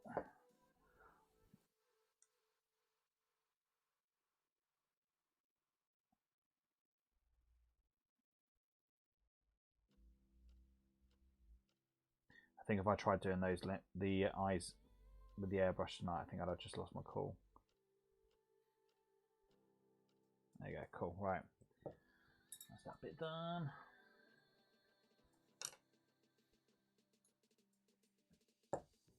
They're called Ghost. I don't know if Steve Turner watches your chat, joins in your chat, Memphis, but he sent me these over from the States, and they're really good so far. I've liked them. They're really cool.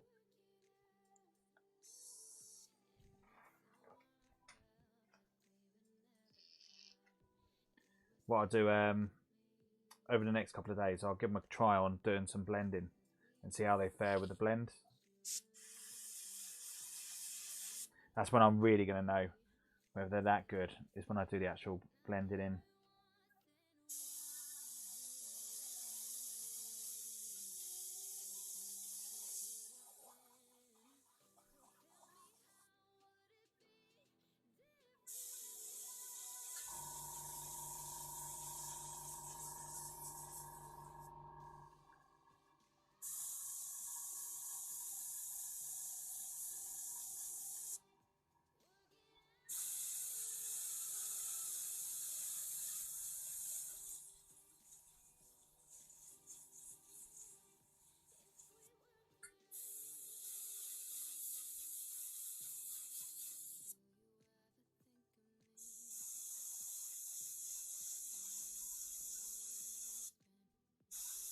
Kind of got a little bit of an overflow, overspray coming off onto the green. Not happy with that.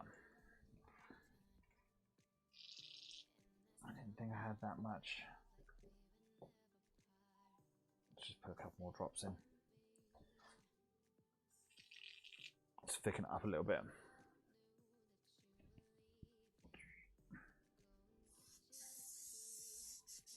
Yeah, dude, I'm actually liking. I haven't seen them in the UK. They're actually so far. They've been.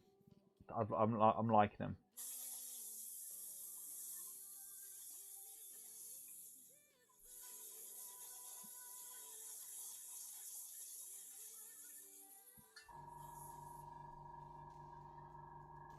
Let's try and get that.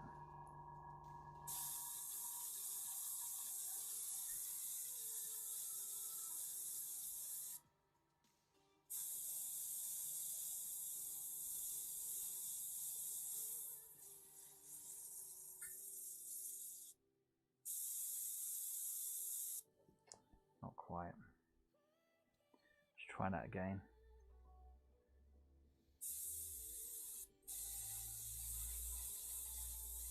Yeah, cool, got it.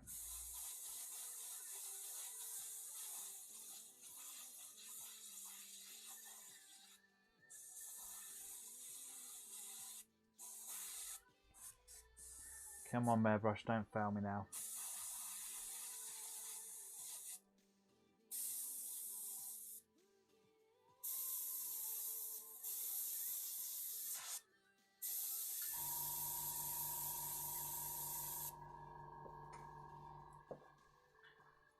It's like my eyes were starting to fail.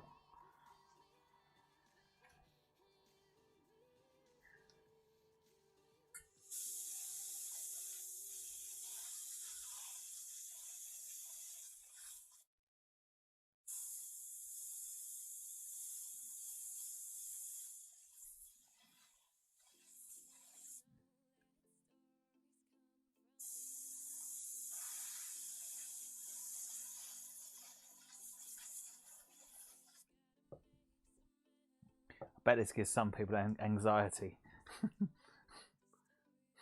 Using an airbrush, trying to pinpoint a little spot on the model.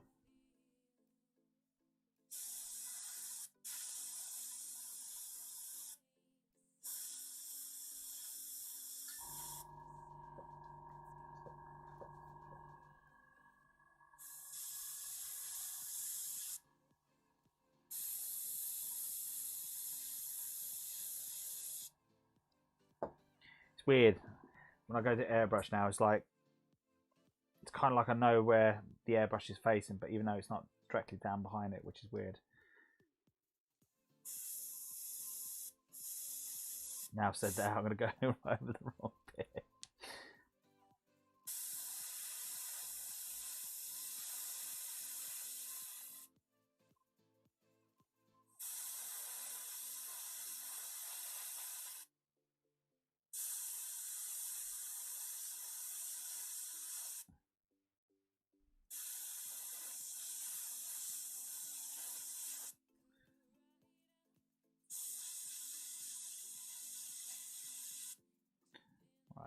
Another bit there.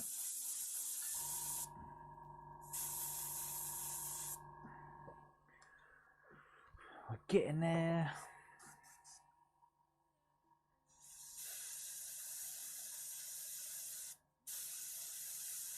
Oh. That's a little bit too much of a blowout there. A little bit more control. Oh shit. Pardon my language. Trying to keep it a family fun show.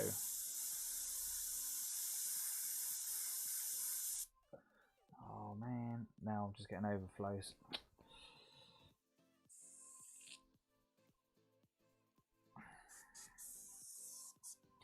That's the only downside with the airbrush.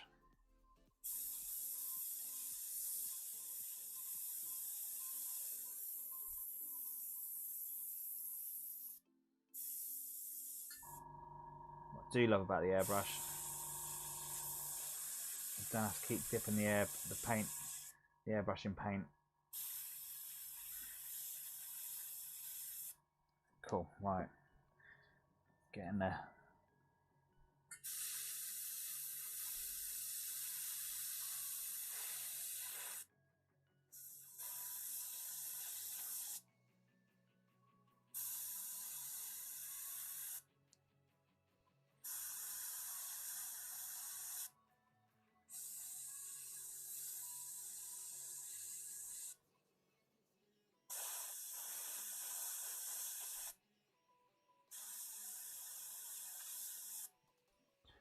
Right, we're there. Cool, right, sorted. Haha! I don't know where that come from. The randomness. Right, let's get that out.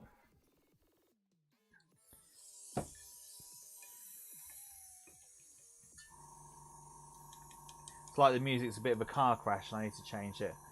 I'm just listening to it and it's like, nope, that ain't me, man. That ain't me.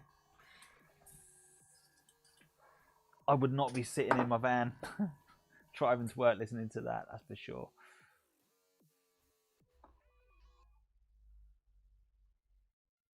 Let's see what we got.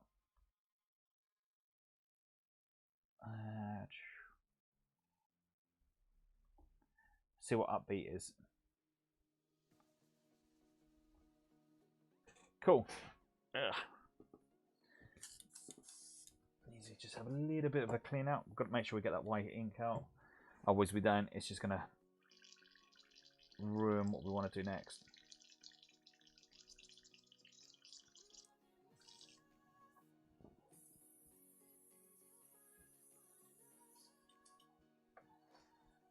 Okay, so next up we're going to be going with the ink. And we're pretty much just going to be going to give this a good old shake. Hey Callum. Oh, as you can see, I'm a good shaker. Right, so going in with the yellow ink first of all, and then we're just going to aim for the top part first of all, because it's a quite vibrant yellow. It's going to come out very, very bright. That's what we want. So a bit thinner, straight with the ink. And in fact, this is probably not even going to, might not even show up first of all. Oh. Balls. After that, I've just seen one I didn't do. Oh, what a killer. Alright, let's quickly do that. I was going to be doing this twice, and I don't want to do that. Ooh.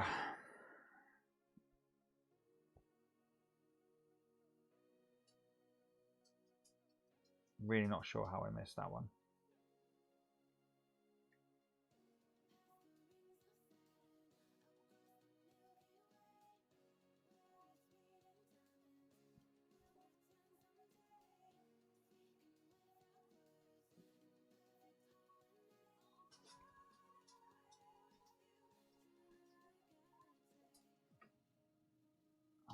tiny little got it there.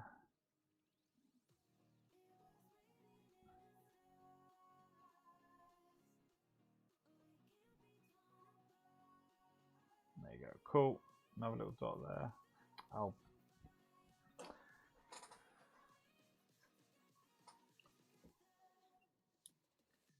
Just try not to mess this up.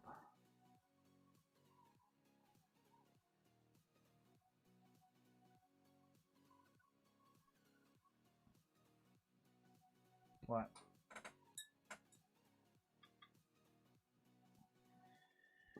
Well, time that's dry, we can get back to that, so that's cool.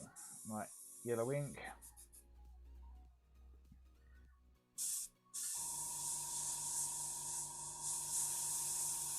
So this I'm pretty much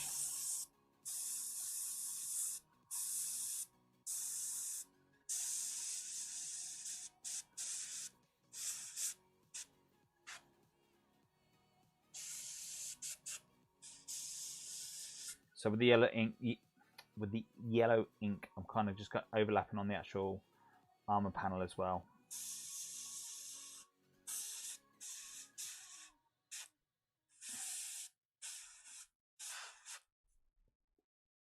That's just helping that pop. You see, I should start really pulling those colours in.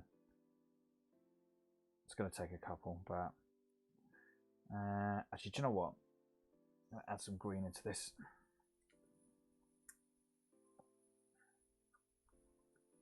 Let's give it a little bit of a blowback. It's now vibrant greeny yellow. Love it. So again, we're just going to go over.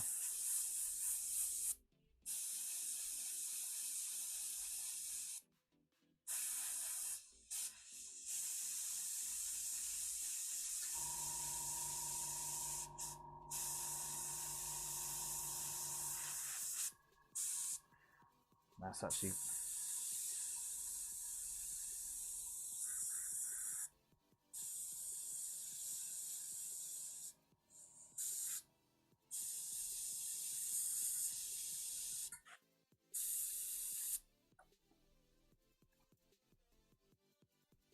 that's actually quite nice. I'm gonna just spot a couple of eyes I've missed. So just gonna get that. Let's have another little dot there.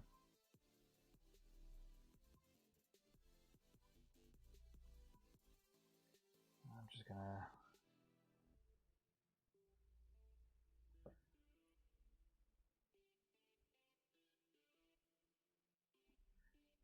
cool, right. Let's put that one to one side, let that dry. I've just seen a couple I've got to just tighten up just a little bit.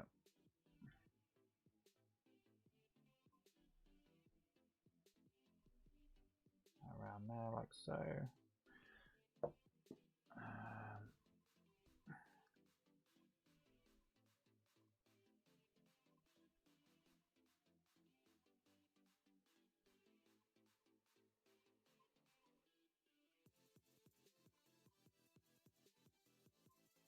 Get enough one there.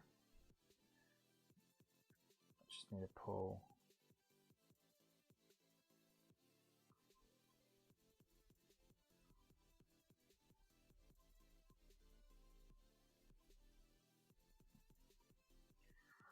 A couple of bits that I've just kind of slightly missed, but it's cool. We'll get them in there. I think that is it. It's only when I start airbrushing you'll notice it and it'll be like, ugh.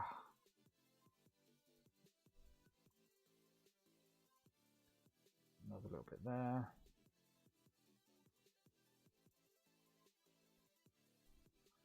Right, I think we're there. Let's try that again. Actually, I probably need to just dry that quickly. So let's mute the mic for a sec so I don't blow your ears out.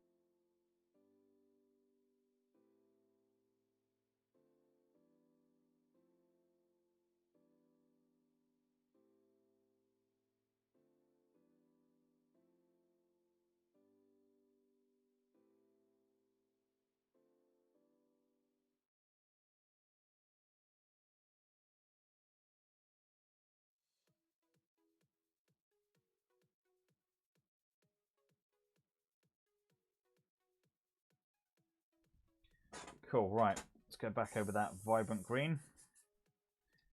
And we're just going to go, so same as before, not worrying if it goes over the actual armor panel itself, because that actually helped the armor panels that pop.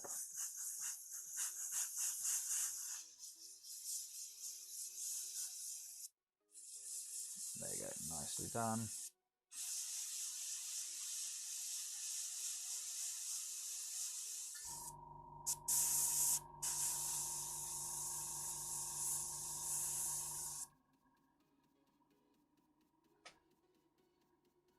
Such a lovely little greeny glow coming from that.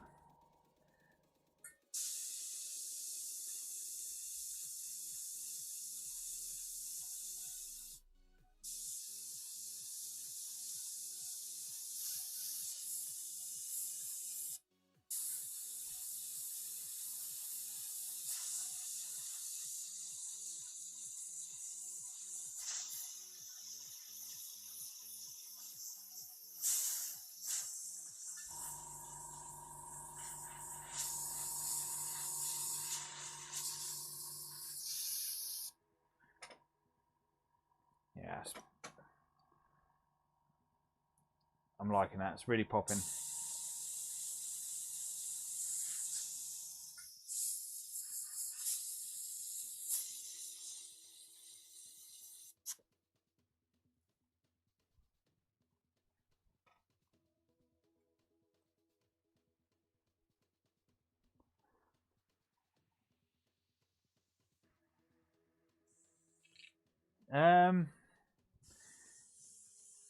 No, not really.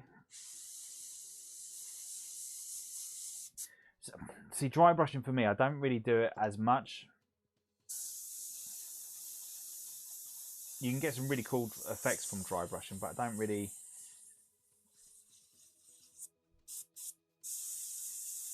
use it as much as I should do. I love doing dry brushing effects on like dark metals, and then doing like the lighter metals on top. I just seen something I missed.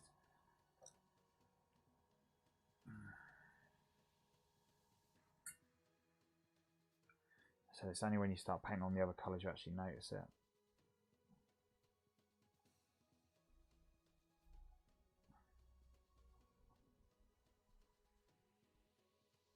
What are you working on?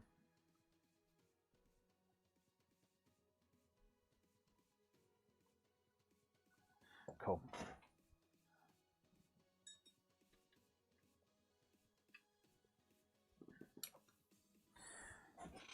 Let's just mute.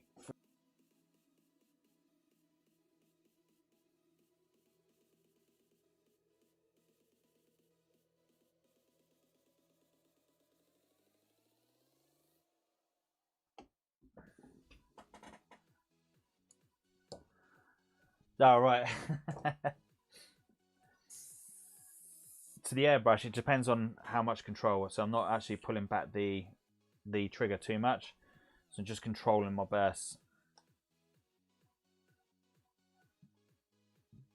Oh, awesome, dude. Pictures. Any pictures you can post up on the group will be absolutely friggin' awesome.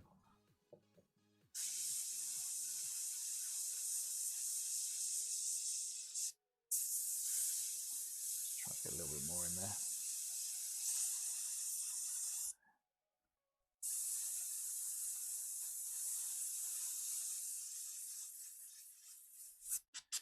So what I'm loving about the with the inks here, just doing slow bursts onto the same area, and the paint is just like it's drying and then slowly building up, so it's blending in the white and the dark.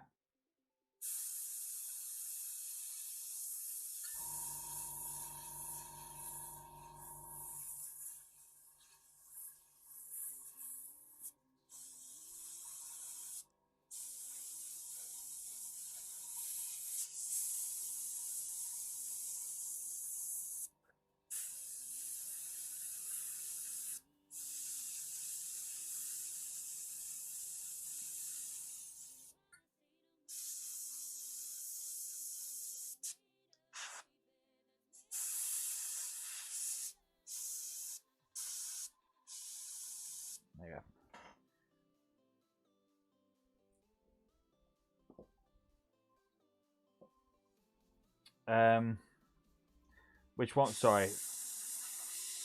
I forgot what I was saying. Which one what? Sorry, my friend. It's going to sound bad, right? It's because I'm getting old.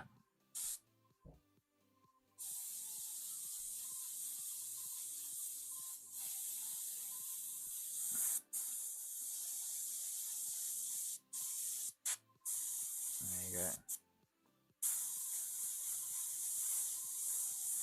Oh, sorry, group. Duh. So we've got the Twisted Dice, just the Twisted Dice Facebook group. We've got the page, but the group, just whack it on there. Helene777. Boom.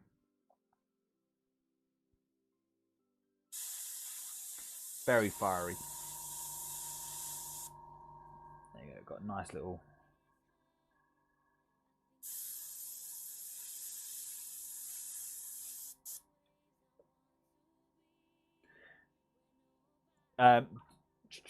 just paste it straight onto...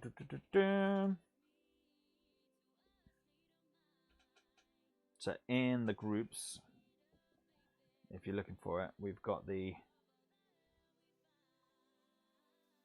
one there, and then just pop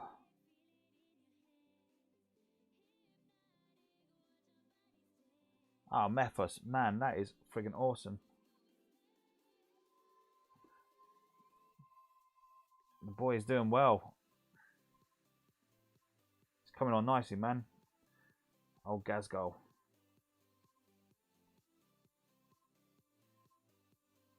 I did love those contemptors that Chris had done. Done such an awesome job on them. What's he posted up some finished ones. It looks so freaking cool. If you want to get a better picture of these, come over on the Facebook page and you see all what these guys have posted up.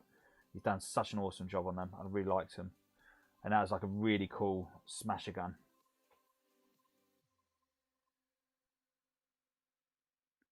Done such a cool custom job there.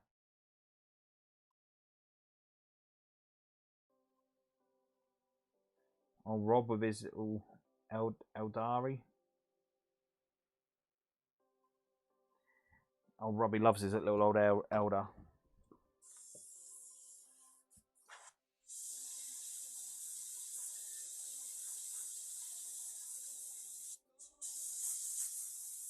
Let's get that in there like so.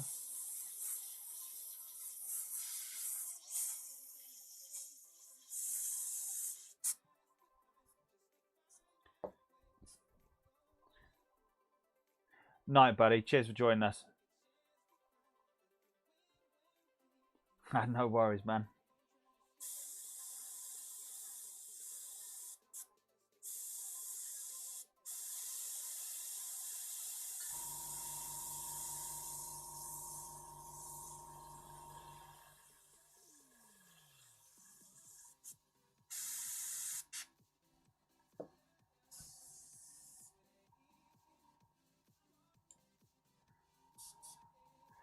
Terry, thank you very much for the follow. Much appreciated.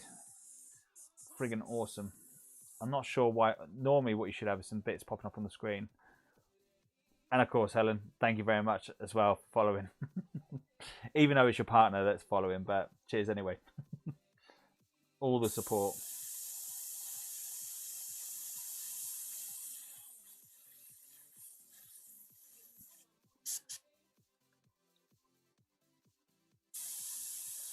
See, this is why we got the best community.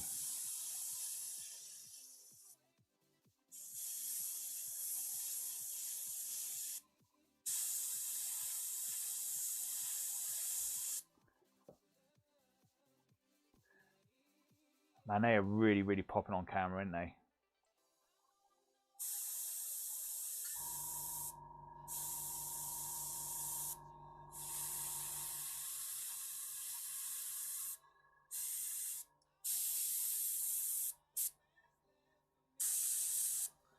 Another burst over there. Right. So what I'm going to do is just going to empty some of this out. Giron. Mate, it's been a while. Please tell me you're getting an Xbox.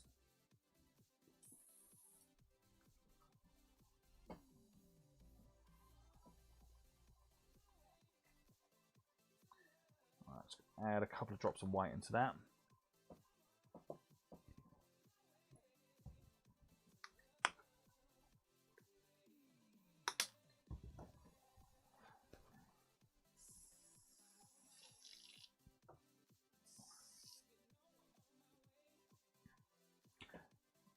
Callum, thank you very much, sir, for the follow. Much appreciated, sir.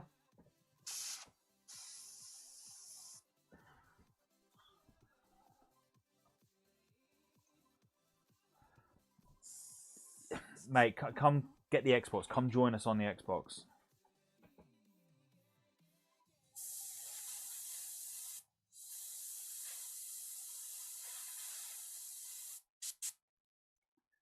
So, without sticking my big old head mullet in the actual screen.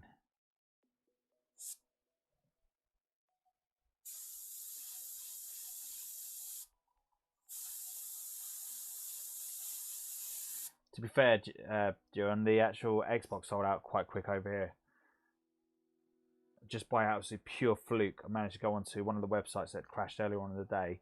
They'd come up and they still had all their Xboxes there, so I got Paulie one, and I got one for myself as well.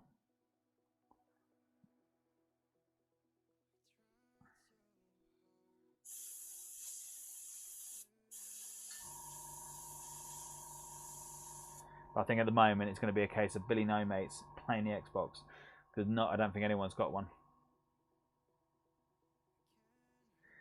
Yeah, see, that's interesting, because like on paper the Xbox has definitely got the better stats. But I was speaking to someone today, and they reckon the PlayStation is actually going to be better. But I think it's just going to be a case of waiting and see. Apparently, the chip in the PlayStation is meant to be able to process the data a lot quicker.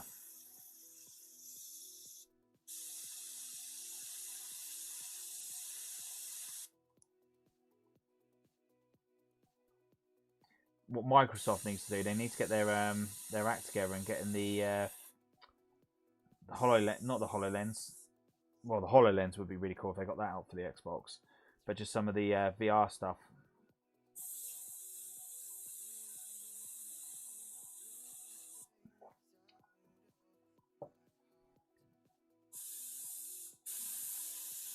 Oh no, man! Don't do it.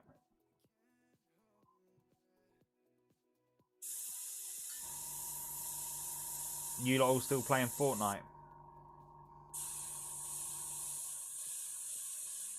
Or have you converted over and started going on to Black Ops? Not Black Ops, Warzone.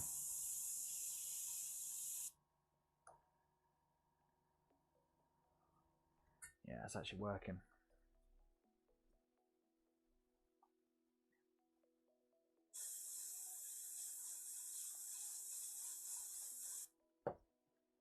Starting to get a little bit of a splatter.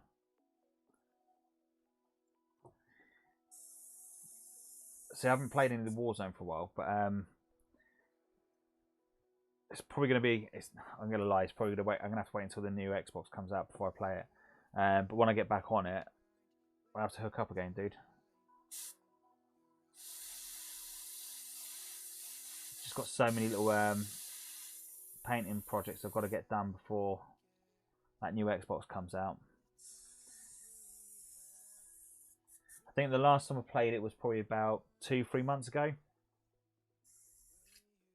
it's just been like desperately frantically trying to get on top of everything, like with the YouTube channel and that, trying to get battle reports done.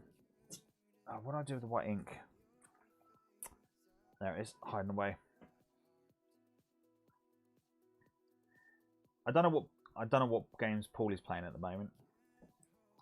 I know he's been doing a lot of that, the Pokemon stuff.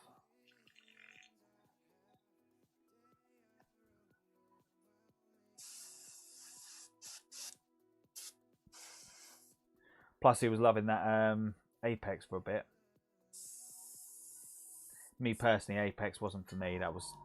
Didn't really enjoy it.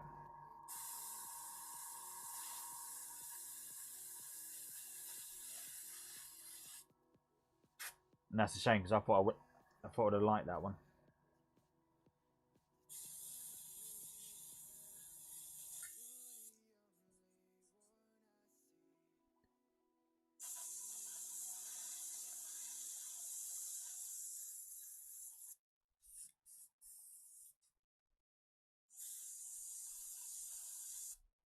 Come on, not too much.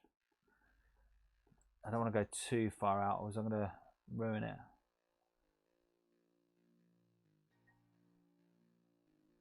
Right, I think where we need to stop at the moment on that. I need to wonder. Need to kind of pull those colours together, so I'm just going to go in with ink on its own. I need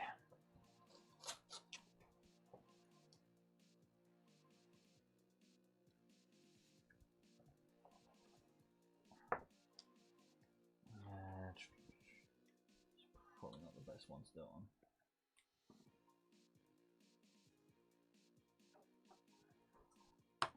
Do it on that.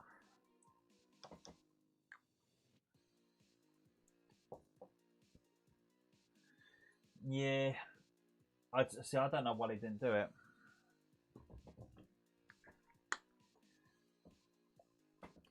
That would be one I thought they would have definitely done, but they didn't, did they?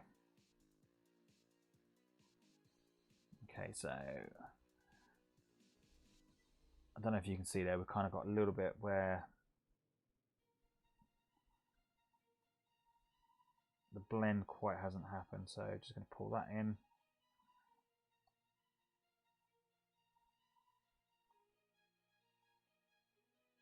And this is just solely just so I can pull the bit in where the airbrush has gone in and it's pushed the paint too far over one side. This would just help pull that in.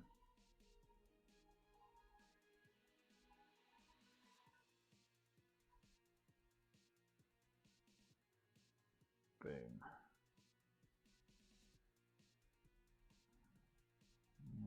I don't know if I wanted that. Stop pulling up in there, man. Stop. Bugger.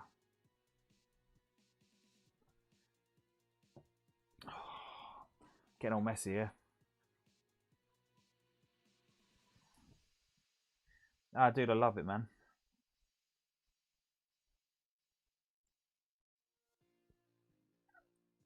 What drives me potty is when I mess up. So at the moment, it's just pulling around the bits where I don't need it to pull.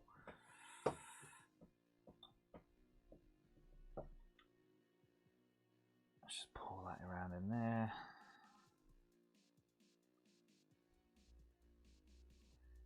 How's your brother getting on, mate? Is he still playing Fortnite, or has he come over to Warzone as well?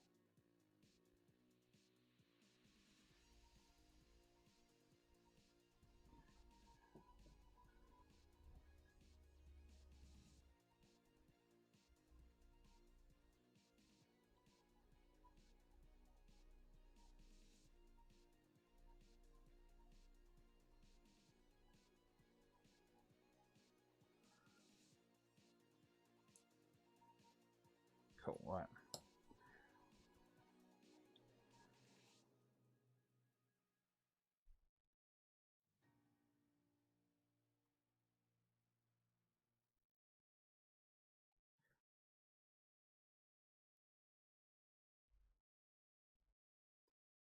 Cool, right, that is pulling nicely there. And then, do I need to do anything on those? Nope.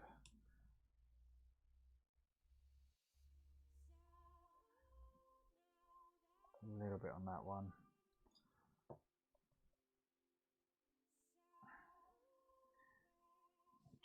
It's funny because, like, at one point Call of Duty was just absolute dog and no one was playing it.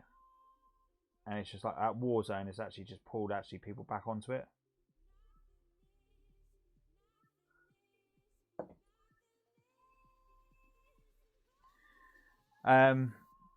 No, unfortunately not. Ah, that's awesome, dude. Let's have a gander.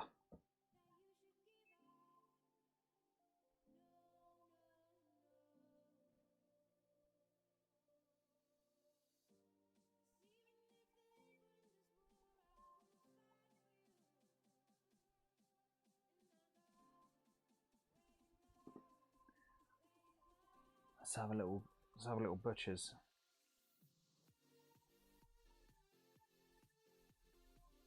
Yeah, dude, that purple's nice.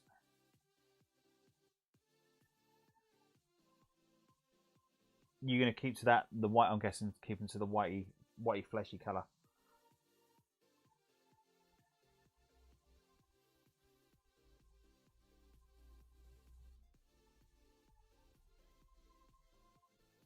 Oh, what's the claws off? Oh, I see. You've taken the sword and then you've... Yeah, sure. Dude, that looks... Make sure you keep posting those pictures up. I'd be interested to see how that finishes off. Are you customizing the head as well? Or are you just going to just keep the... just keep a normal head?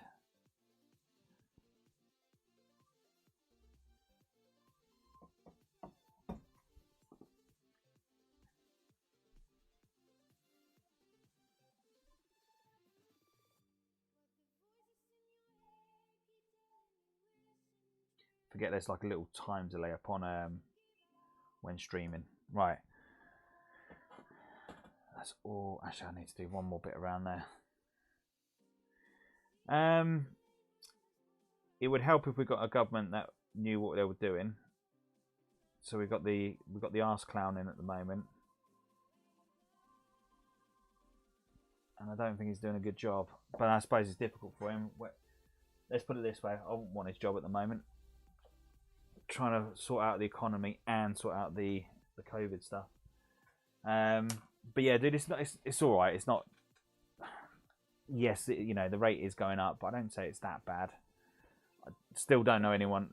Well, I know a few people who had it, but I don't know anyone that's like died or anything on it.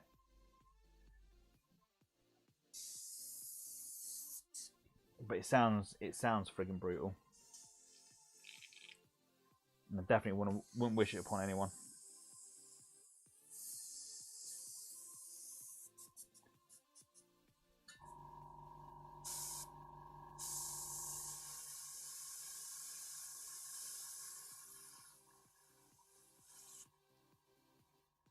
Right.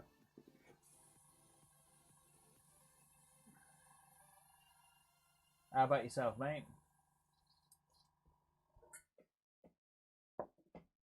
I was saying that, and on the news they're talking about like the lot of the students in uni at the moment being quarantined because a lot of them got it.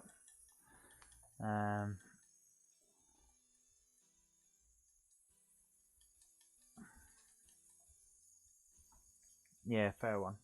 See, my Tyranids, I converted all mine over to the Xenomorphs from Aliens, but when I done mine, they didn't have the because there's a third party heads now you can get. But with my ones, I've done all with green stuff, and it took me bloody forever to do them. But the Gene Stealers did look banging. But that was more when it was fifth edition, and I went with what were they called? Yermagul Gene Stealers. And the cool thing about them, you used to be able to lurk them in terrain, and then just pop them out. Mate, amount of games I played with those, and just upset someone. They weren't like competitively, they weren't that great, but for me, it was just the fact that because I'd made them, I'd customized them. Whatever army I'd done, they had to come into it. And then back in those days, it was Doom and Malantai. Absolutely friggin' awesome little character.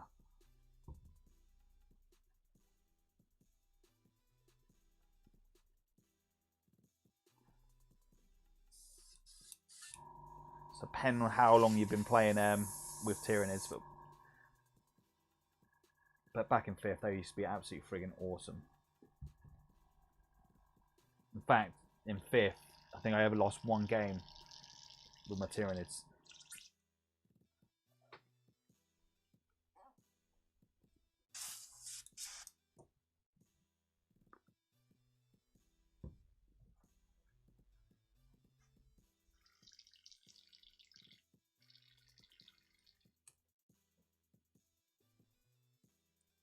Do you use a specific hive or do you customize yours?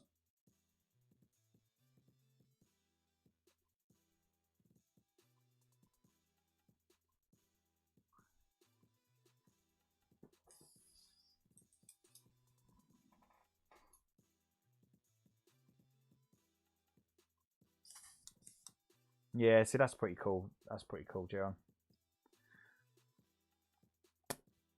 Yeah, the government's kind of doing something like that, but nothing. I wouldn't say they're like really all over it.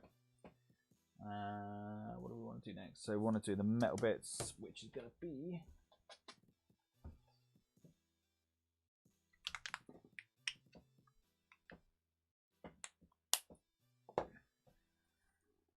straight in with the exhaust.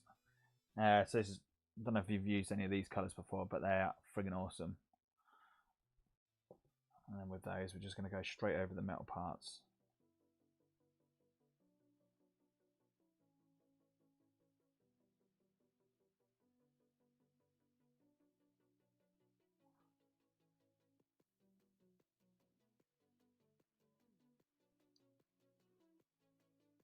No, that's pretty cool. Tyranids are a good army to to go with. You've got so much flexibility on what you can and can't do with them. Well, actually, do you know what? To be fair, I don't think there's a lot you can't do with them because they're really cool. If you want to go horde, you can go horde, and they can shoot really, really well. And they've got some. I think, me personally, I think they've got some really cool guns in there, like with the hive guard. Not being able to do annoying line of sight. That's massive in this game, especially with the smaller board types. It does make them king. And then you've got of course, close combat wise. I know Ace would like to see more close combat Tyranids, and I get that. But put that aside, I still think the flying hive tyrants, if you want to do those close combat wise, they've still got the 4-up invuln, and they are still really, really strong. You get them in combat, a lot of armies are really going to struggle to shift them. I know, like when I've slapped 30 orc boys into John's ones, and I've just like struggled to clear them because of the 4-up invuln. I know, like, don't get me wrong, it's you can 4-up invuln is not king, but I tell you what, it's better than having a 6-up.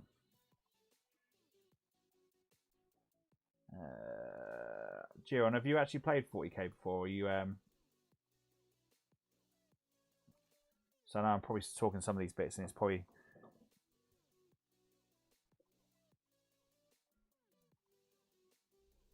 I'm just trying to think of a World of Warcraft term that I can say.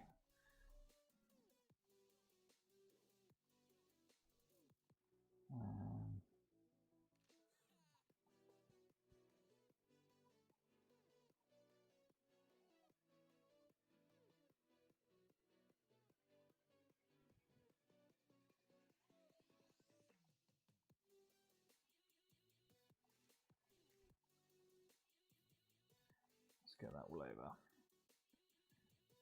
Just a little bit down there.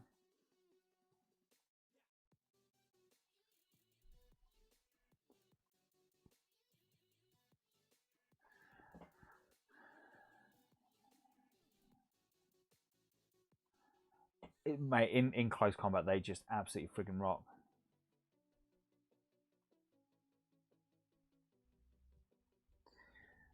You see, I used to do a lot of 40k before World of Warcraft. So like when I was playing with you boys in World of Warcraft, that kind of really did take away from my my 40k hobby.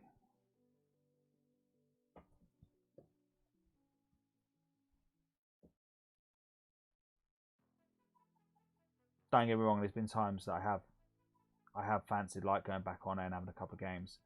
But I know if I go back onto that game, I'm not coming off.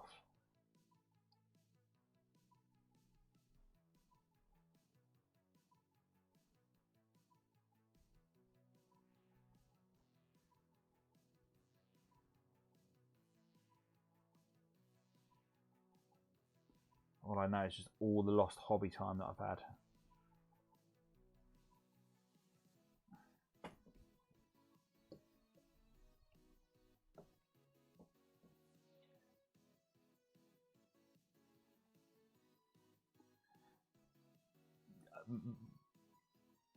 Mate, that's not.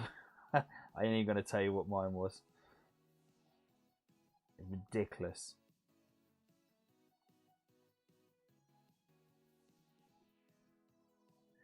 Dude, that was a good couple of years we were playing that.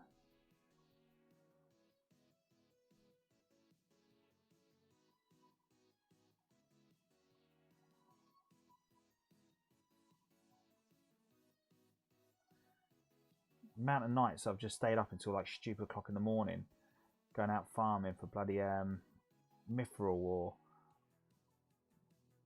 doing dungeon runs or something stupid like that on that game.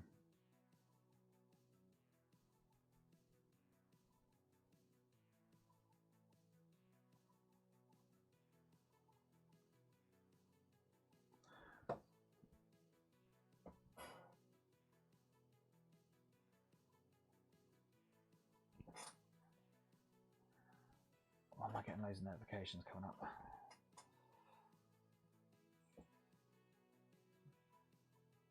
My laptop's brilliant.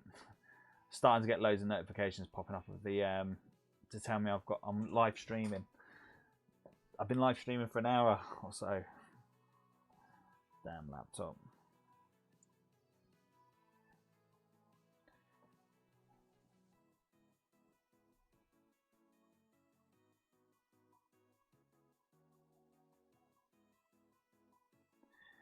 Do you know what GTA is?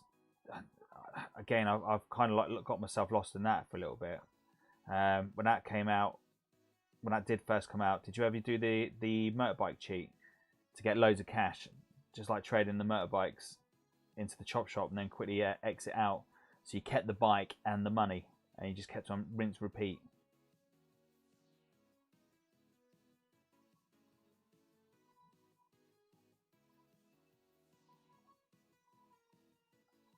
Absolutely spanked it. I think I spent one night just doing that cheat over and over and over again, just so I could get all the cars, all the upgrades, all the top end apartment.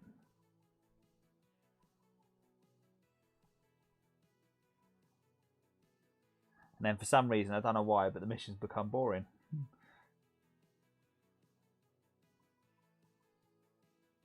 It was just more fun chasing people down the street.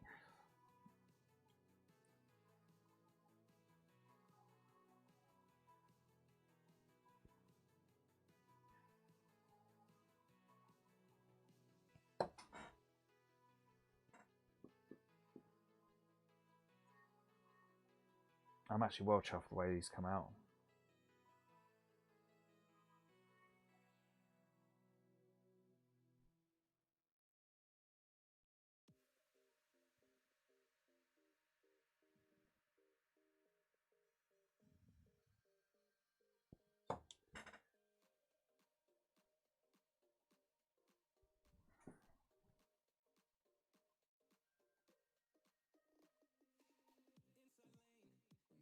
Yeah, look, World of Warcraft was definitely fun.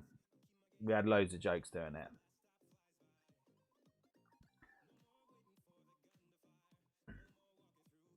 Ah, fair one.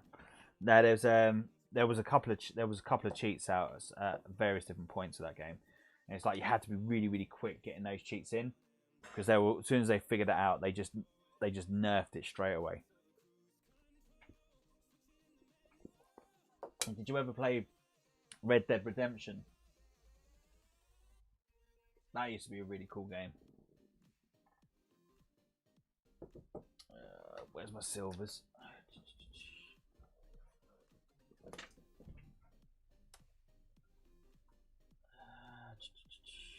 Let's go chrome. We've got steel. Steel's gonna be too dark. Silver.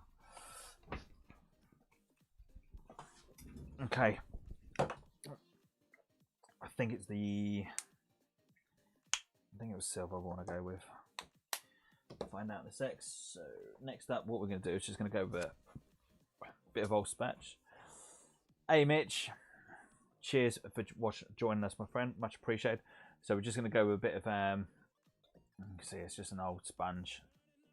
I've nicked out the missus kitchen. What we're going to do, just going to sponge that then just onto the metal parts.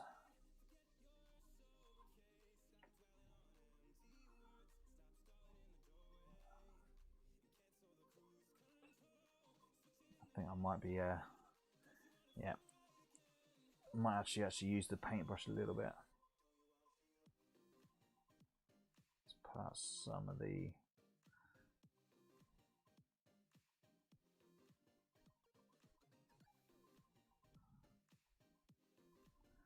not too much, but yeah, cool.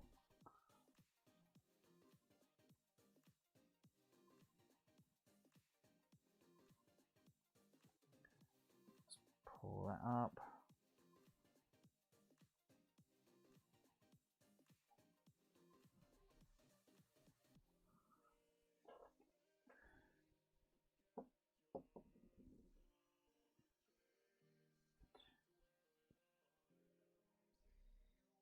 No, I haven't.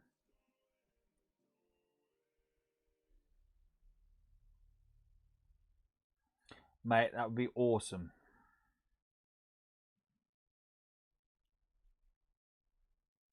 What? I'm guessing you've seen something cool that's come out for the new codex, right, Mitch?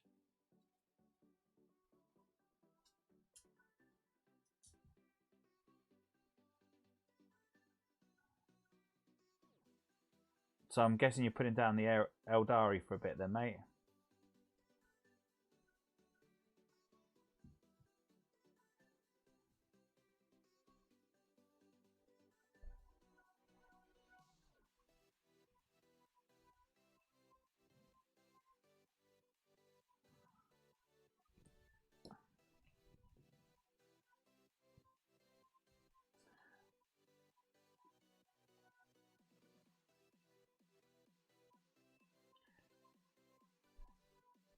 It's a shame we couldn't have got that tournament happen the other week,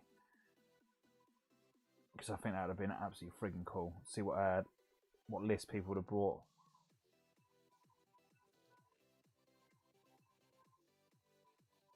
So it's all good looking on the app to see what list has won what competitions.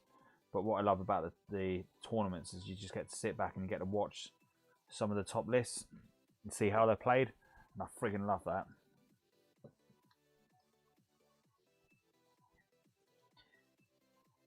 I've got a Jakari army that I need to paint. So at some point I will be getting through those and painting those up.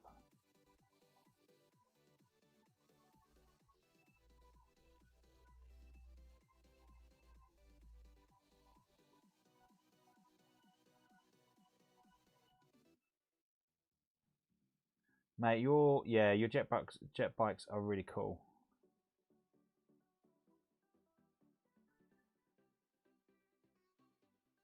I wonder if we're going to see any new toys for the Elder when they come out.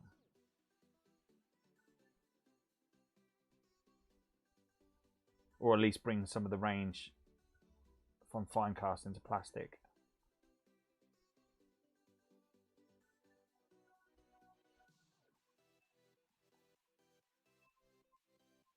Don't get me wrong, I don't like seeing Elder get strong.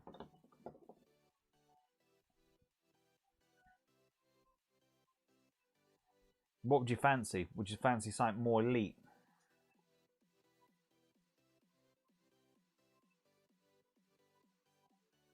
Because obviously, having a Horde army at the moment, you don't want to do anything like Orcs, I suppose. I tell you what the fun part about Orcs, though, is the conversion work you could do. You can do some really, really cool stuff with the Orcs. Like if you got to go to like any of the like model shops and you see like the old World War II tanks or something like that, just take them back, convert them up to Orcs. I did see one of the guys at one tournament brought his Orcs down where he converted these like ships and he put some blimps on the top of them and just made like space pirates, which I thought was pretty cool. And I think one of the guys, I'm sure Mark down the club, that has done something similar where he's turned them into like hot air balloons. I'm sure it was Mark. But yeah, cut long story short, they look friggin' awesome. I don't do as much conversion work as I used to do in the past.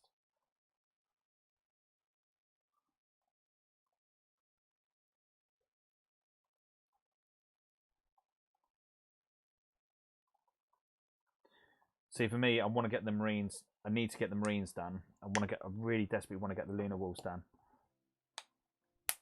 I keep saying I'm going to do it, I'm going to do it, I'm going to do it, and never actually do it. But this is going to be the edition where I'm going to get the Lunar Walls up. It's going to happen. I'm going to make it happen. I'm going to try to make it happen.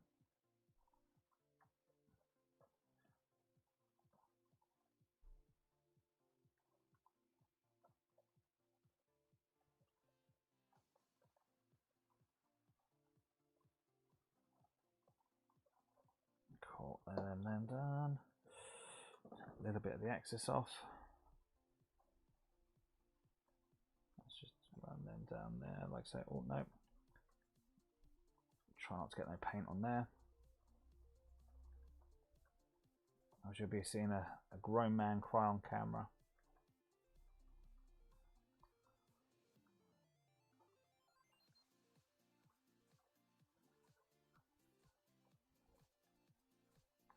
Tell you what, that won't be a bad idea. An old fat man crying on camera on YouTube. That might get me a few hundred hits.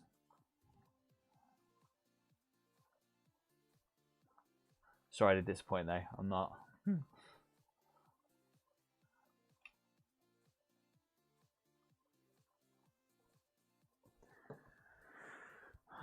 Last one.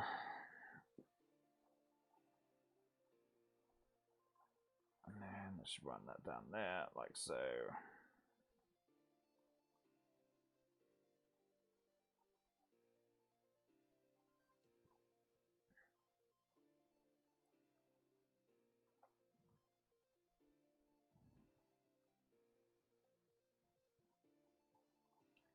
Boom.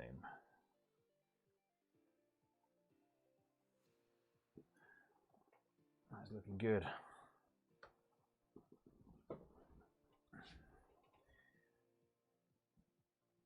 Rob, we'll sort something out, my friend. Obviously, just bear in mind, obviously, when you come up, just remember the how long it does take for a battle report.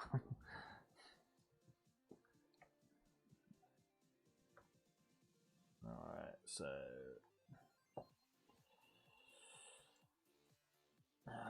that's going to be my downfall, isn't it?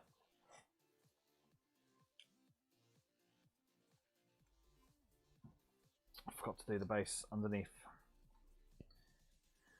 Alright, better do those next. Mate, I think that would be an unfair advantage, Orcs versus your Imperial Fists in this current meta. Come on, man, that's like, that's evil. That ain't even funny or fun. That's just like, that's proper cheese. Yeah, I ain't driving you back home at stupid o'clock in the morning.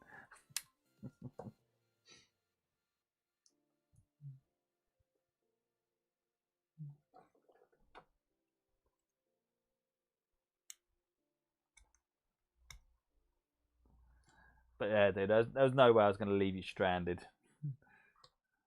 Don't worry, dude. Listen, supporting the channel, being a patron, you know, you're helping us out massively already, my friends. So don't worry about it. Don't sweat. You're cool.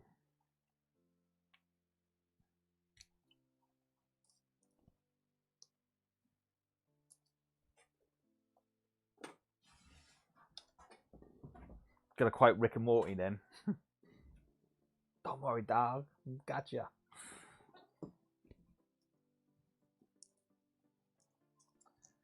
I think that's all of them. Right.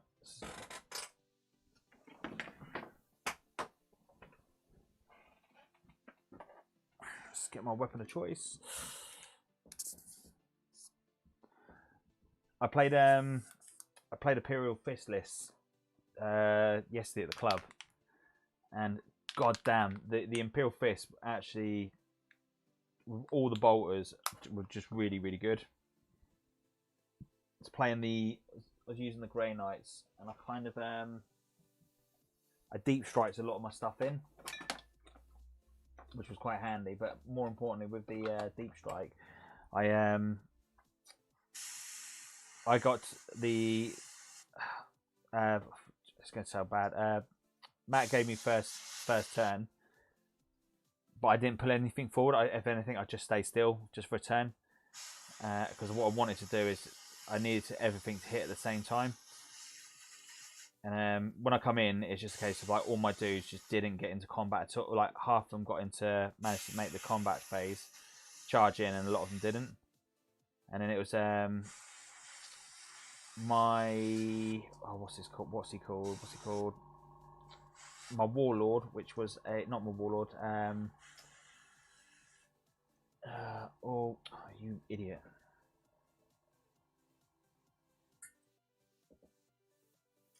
I mean, you messed up there, lads.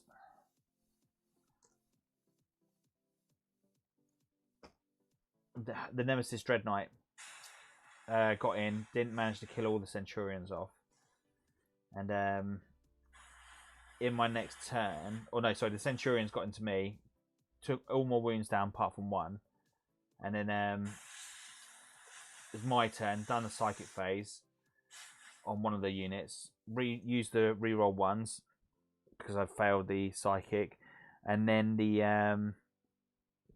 Nemesis Dread Knight needs to cast off a psychic spell, double one. It's like, no way. Of course, Perils of the Warp, I had one wound left, took me off the board, and of course Perils of the Warp opens up that little vortex, doesn't it?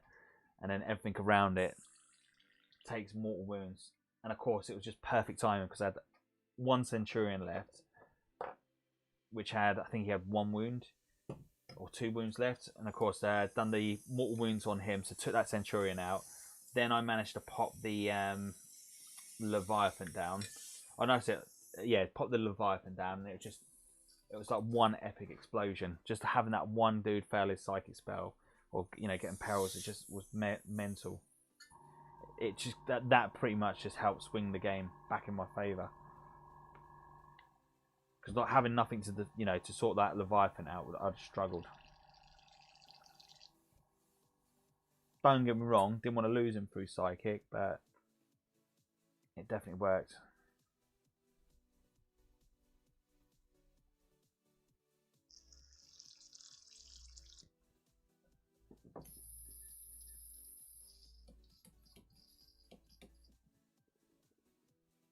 Okay, right. Let's pop that back there. And let's move these over for a sec.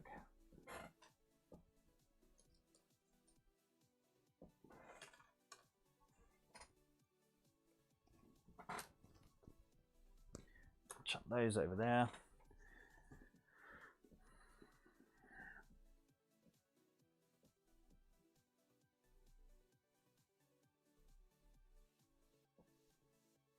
Mate, that's the thing, isn't it? Like orcs at the moment are just not in a great way of like trying to deal with stuff. Like the horde. Like I know at the beginning I was saying like the horde's still not dead. I think the more I play them, more I'm really, really struggling, and it's kind of like a bit of a pain.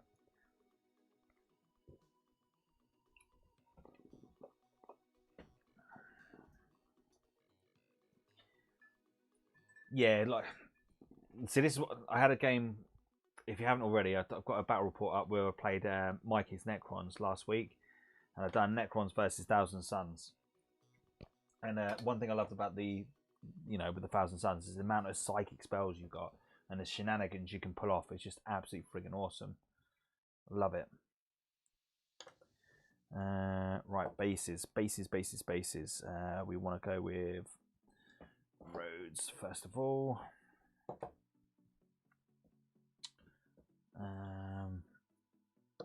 God, I've got to remember the colour scheme. What did I do? God, I can't remember what I've done. What did I do? Is this bad? I can't remember what I've blooming done. I have purples in there. Purples. And that was all contrast.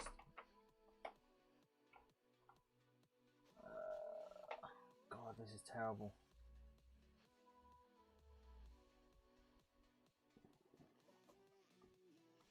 That was like a greeny blue.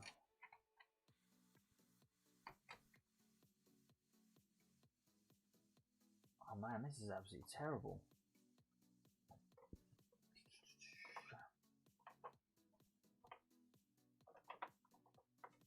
This is shocking. That was it. Was it that one? That one, and then let's go with.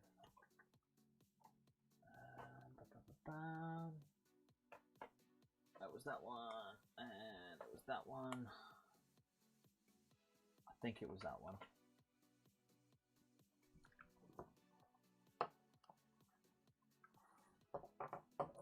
Let's quickly play back on that thing.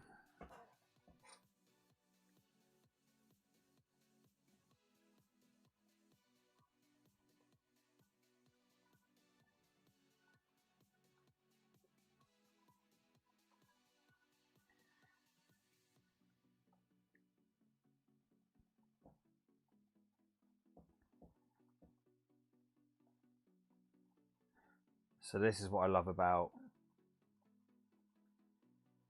doing the thing. There you go. That was the.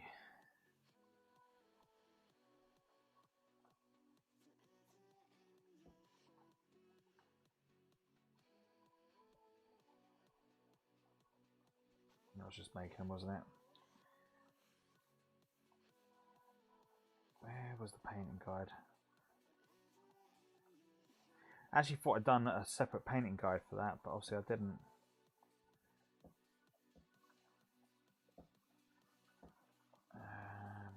Oh, there you go.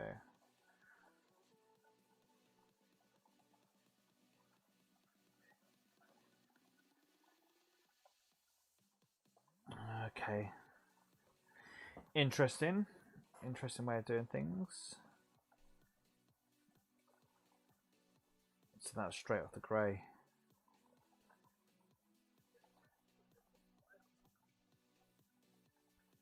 Interesting. Okay.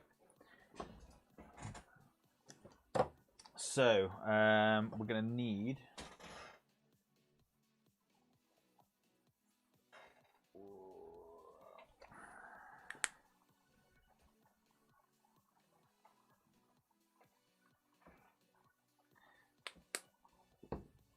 Because I'm lazy and I can't be bothered to do the airbrush.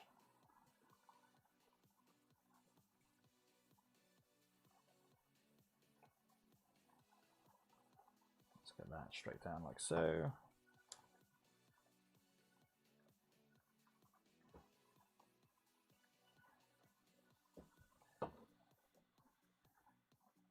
Let's get that on there like that.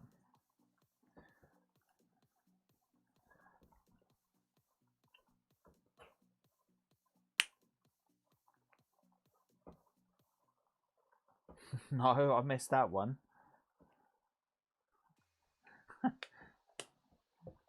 Didn't Warhammer World though get locked down? So what would he got from that? That's epic though. If he's going to go into lockdown, he wants to make sure he's got his 40k supplies.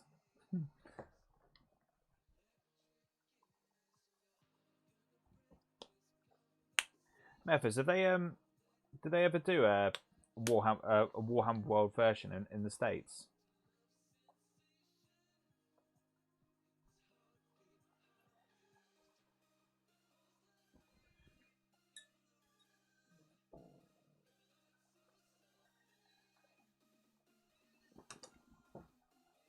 Let's mute you for a second.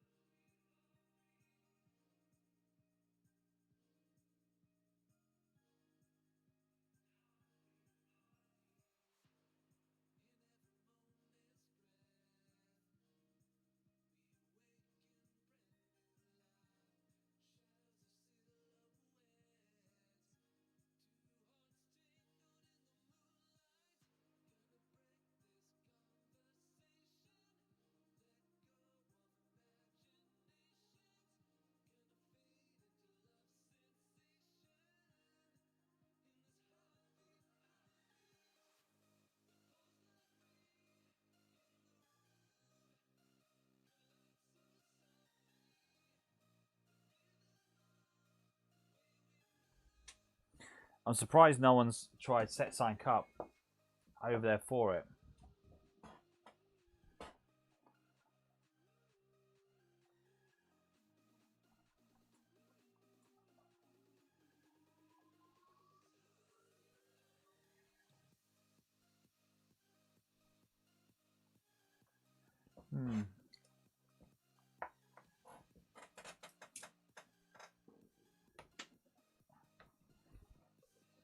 Guys, have you had the pleasure of coming over here yet and going to Warhammer World?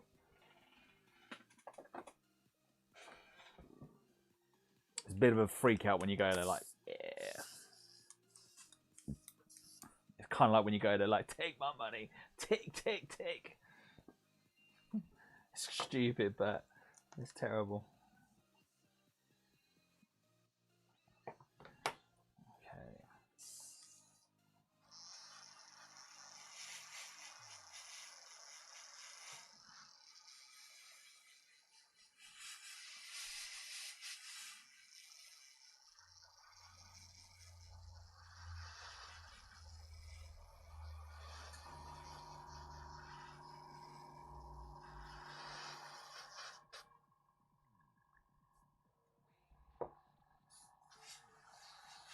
So I'm going in with a turquoise first of all. Just that greeny blue.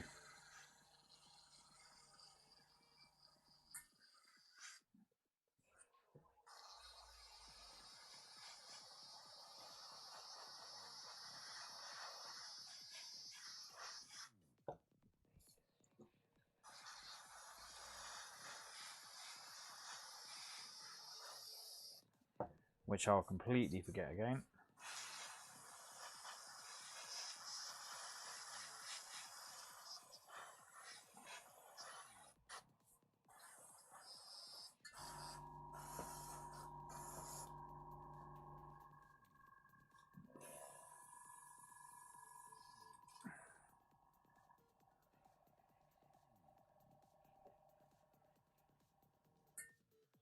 Ah, mate, gutting. The museum's pretty cool. It gives, when as soon as you get into that central spire, it really does give you some inspiration.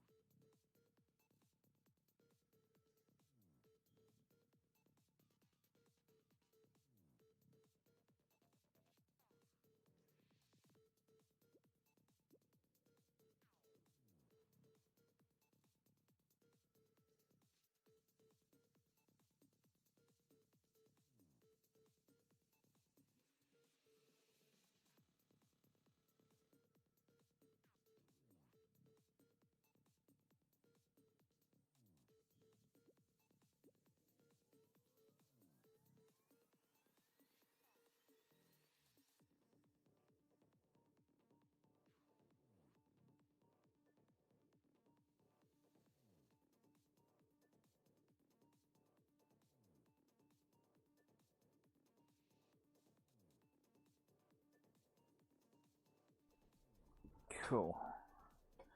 Thought it's just best to mute post to just blast the thing down your ears.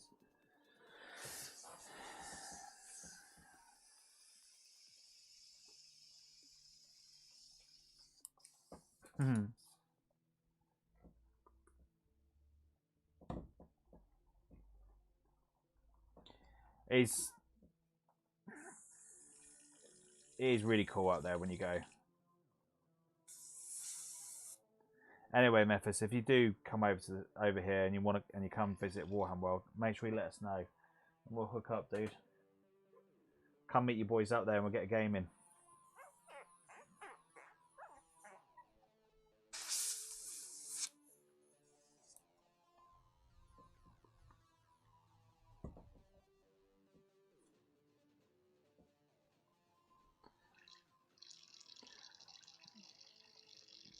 The thing is, Rob, would you go out there and would you absolutely go blow an absolute wad?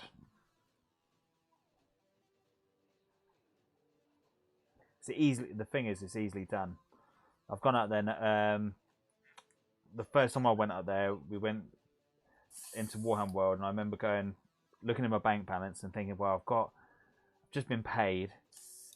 If I don't buy shopping for a week or 2 weeks, and if I just eat beans and toast, and if I just buy, and if I don't drive the car to work, if I just do this, I can buy a little couple of Forge World models. Yeah, let's do that. Let's do it.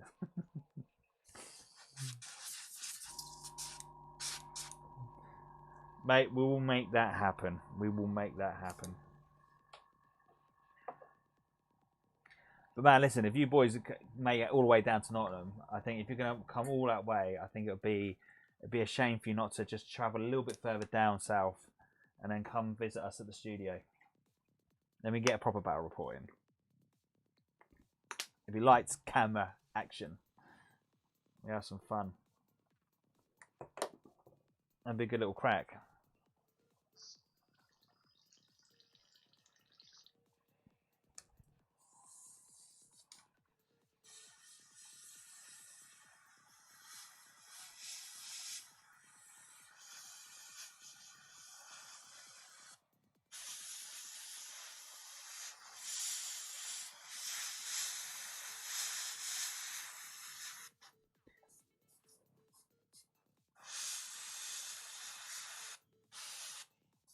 Yeah, it's not too far.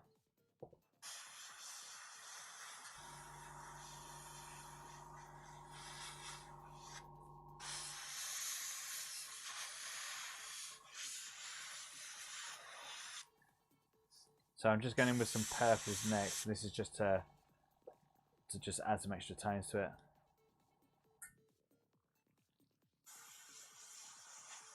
it. Resin's cool. Resin is cool. I had a bit of a, at one point I did have a bit of a fascination with resin, and I was just buying so many resin models. It was silly. It's like the whole 30k era. Started falling out of love with Heresy, with Seventh, and then brought a lot of resin.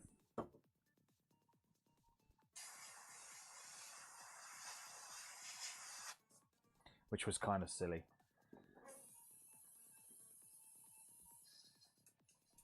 Alright, let's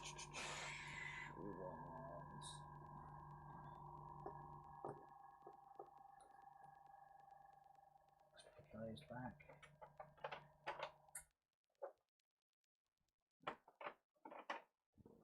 It's been many times I've spent money in there and gone, and then come away and think, actually, do you know, why did I buy that for? I've got a Warhound Titan that, let's face it, it's been played a couple of times, never really going to get played again, and it's just 600 quid just sat there doing absolutely nothing. He's not even on display. He's just sat in a box hiding away. Yes, my friend. Well, I'm in Leighton Buzzard. I don't know where Rob is. I think he's London. I think.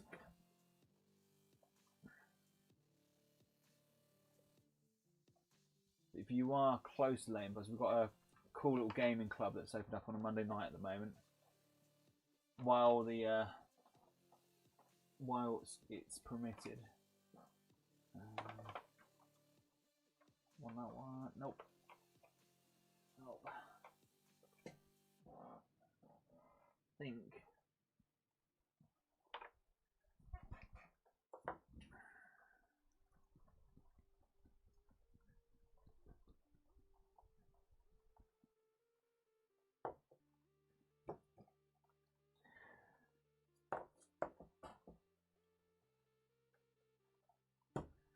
But yeah, we are Leighton Buzzard. Okay. How you doing, buddy?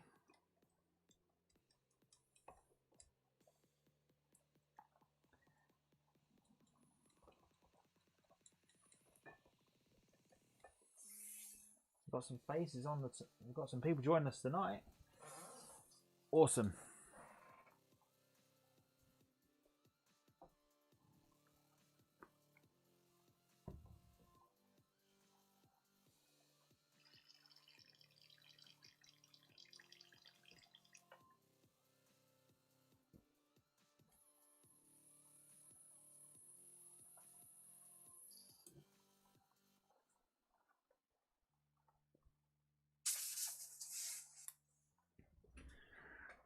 right.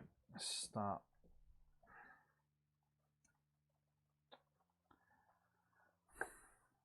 God, I can't remember how I've done these bloody roads.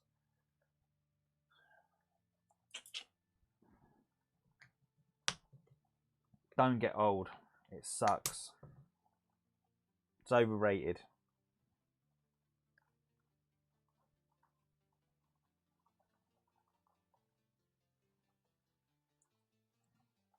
Okay, right.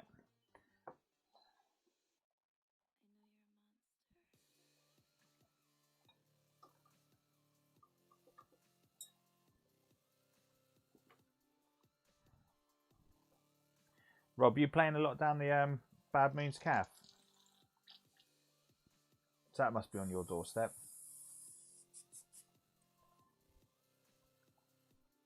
I've got paint on my face.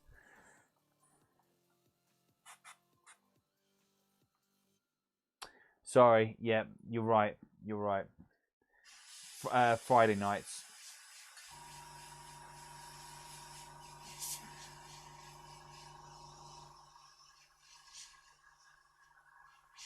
You know what it is, dude. I'm high on paints.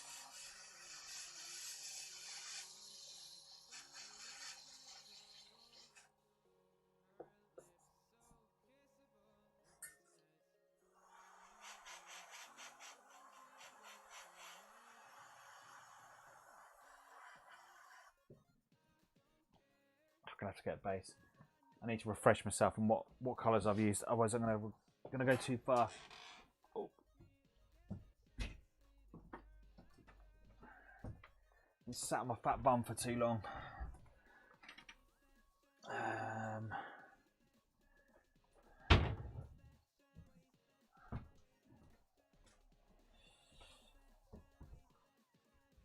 Right. If I get back into my little frame. So that's the one I've done before. So it's kind of what's grays. Now have a look.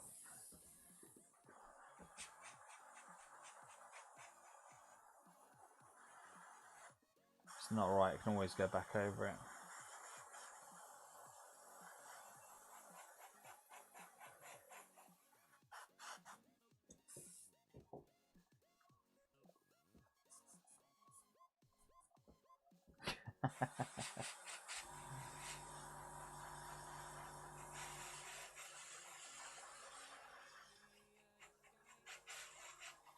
It's when you feel the most happiest, right? Just after you've done a couple of hours gluing.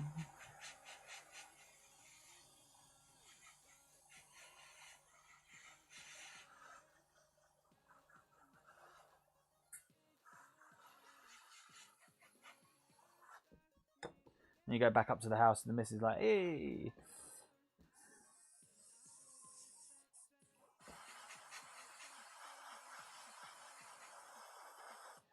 And we've got Sean in the house.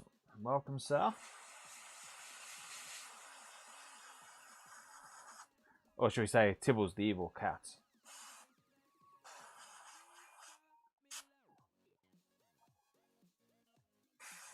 Nah, that's pretty cool. I know some clubs have not got back at all. It's the tournaments I'm missing. I really want to get the tournaments back up and running again.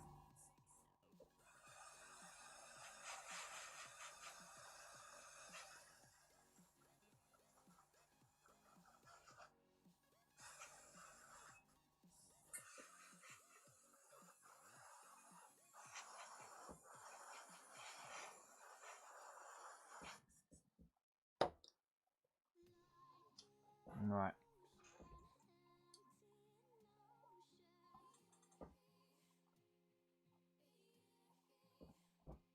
Let's do it this way. Just build up naturally.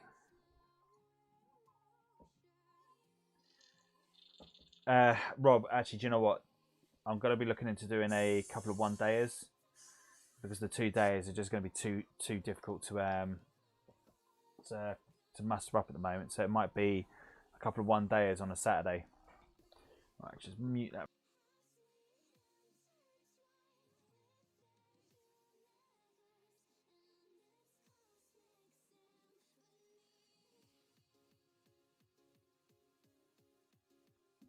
course, it all depends upon the government, whether or not we can get away with it. Yeah, how are you finding the crusade? We've started doing the crusade on the channel, where we've just got a couple of the guys that are coming down for it.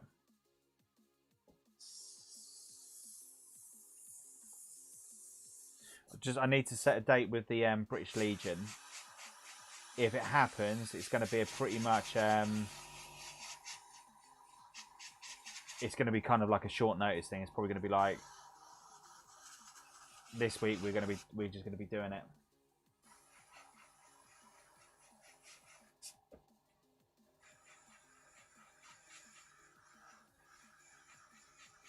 Don't like doing it like that. I like doing a lot more preparation, but I think just everything at the moment, like with the restrictions and things closing down, etc. I just don't think we've got that much that much of a choice.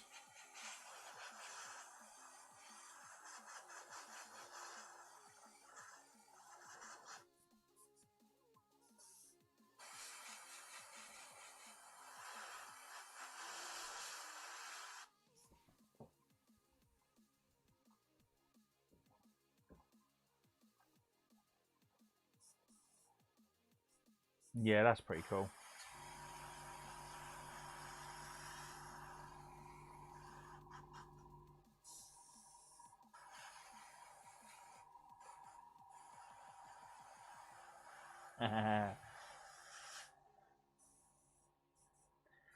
We've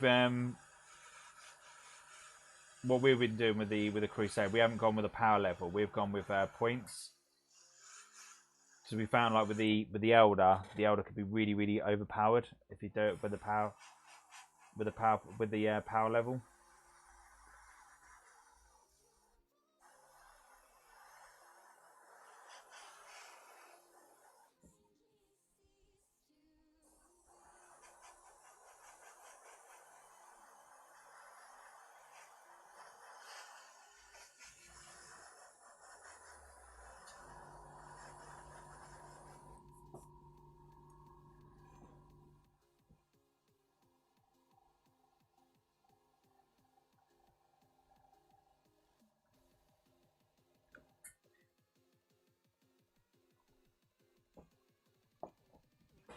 Yeah, it does get really stupid. I like the idea of power level, but it's just I do not think power level is balanced. They've really got a long way to go before they can get that to where it needs to be. If that makes sense.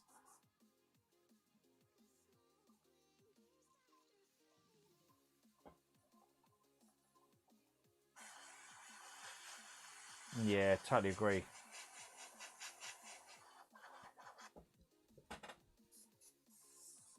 Like I suppose even Marines at the moment, like if you just give them power level, you know they can be really strong because you can just start adding like all the upgrades and all the bonuses and all the buffs, and it just gets it just gets a bit ridiculous.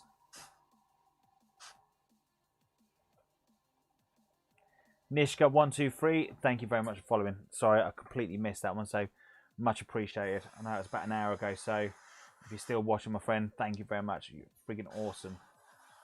Become one of the mega bosses.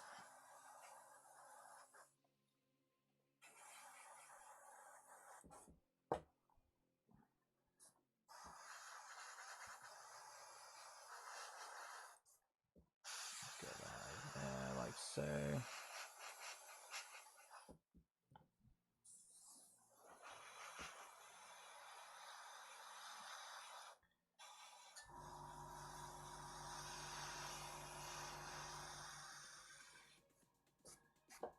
Think we are where I need to be. Oh, Nids can definitely get really stupid. If you don't sort it out, they can get. Yeah. Don't get me wrong. I understand the power level. It's just the idea is, you know, if you're at like a lunch break or something like that, you can just meet up and then just say, "Oh, we're going to do 50 power level or something." I get that. But in all my time in playing the editions, I haven't met anyone yet where they've insisted we play a power level opposed to points. Everyone's always been, let's go points.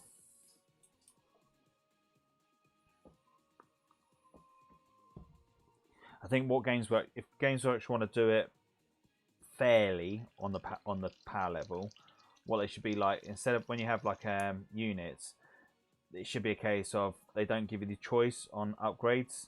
So like say for argument's sake, let's go with Orc Boys.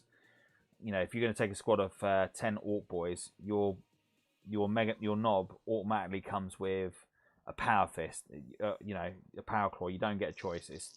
It's that you don't get, you know, Space Marines. You take a squad of Space Marines, you don't really get a choice on them. So I think it should just be a case on that.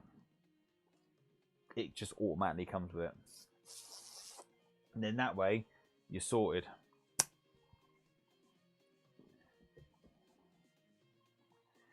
I just don't think it works. I really don't think it works at all.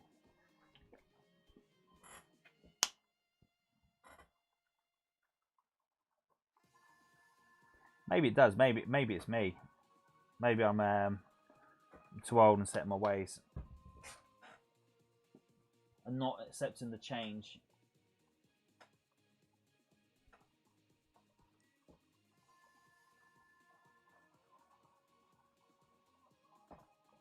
So just going over a matte varnish. This is just to steal the paint in for what I'm about to do next.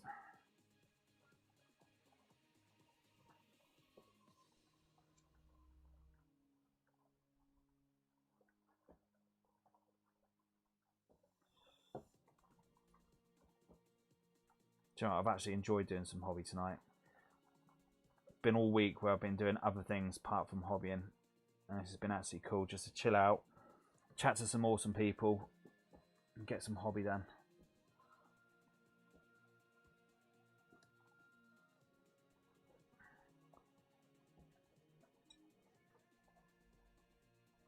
Been friggin' awesome.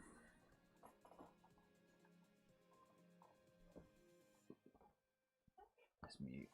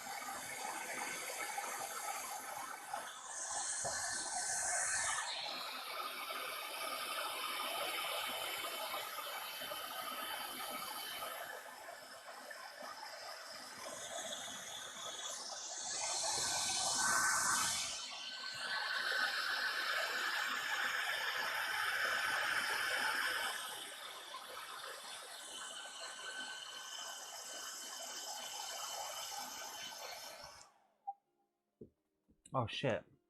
Sorry, I thought I muted you.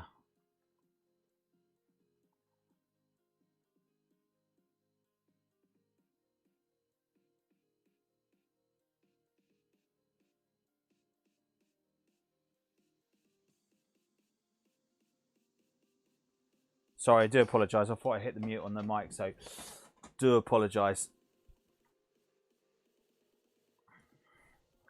I guarantee there's someone screaming at the mic right now. What the hell is that man doing? I'm sorry. I'm sorry.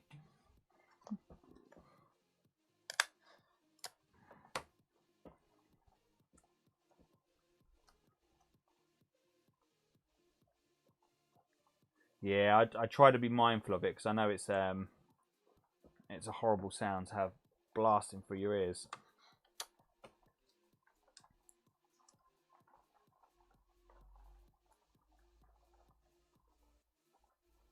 Thing on my screen, it said it was mute, and then when I looked up and I saw the comment, then I just see I hadn't muted it. Ah, poop. Some gravy, baby.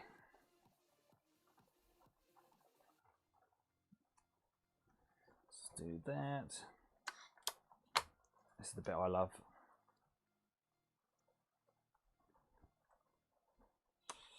Ooh, should we be a bit... Let's be a bit adventurous on that one. Let's not be boring. Let's do that on there, and then we're going to do that going across that way. Let's just do that to there, like so. Not quite even, but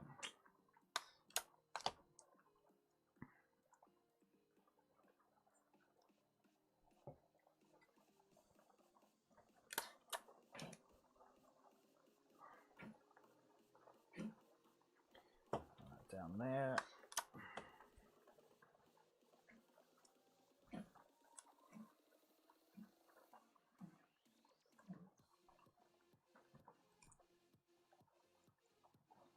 Get that line.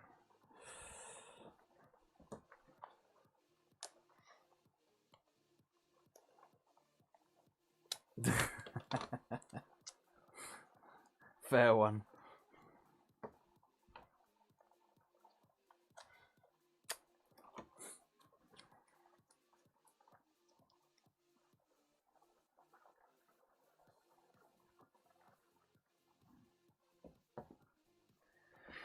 Right, what do we need now? We need chipping medium. No, not chipping medium. We need, I guess chipping medium, isn't it?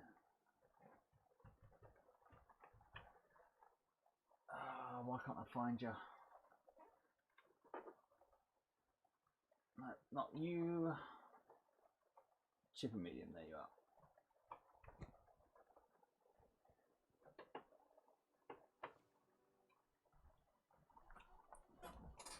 Let's get some of this down.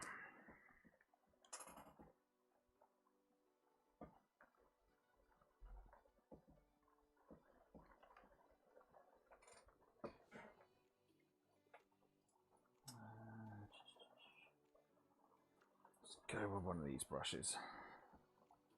Let's just run that along. So chipping medium is going to help break that line up once I've sprayed it down.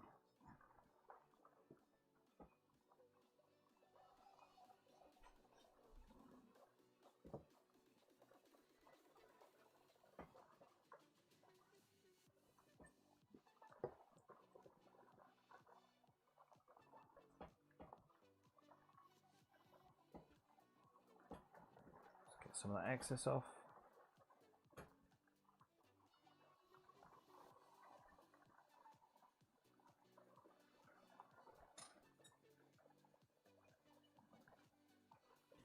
Right.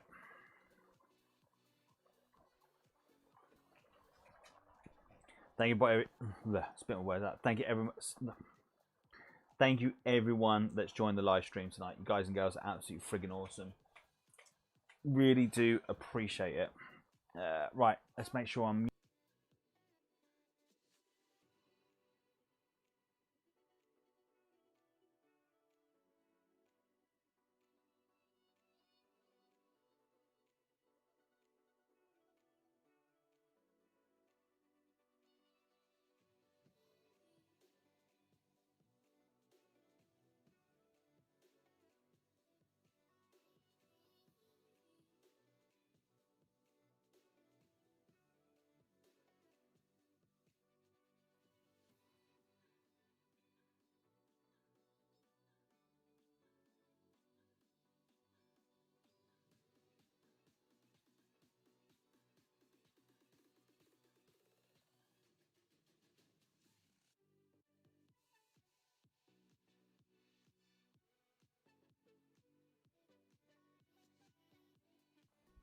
Right. Should be good for the next stage. However, I'm gonna go down the old toxic route. Yeah, that's a good one. I want to go with...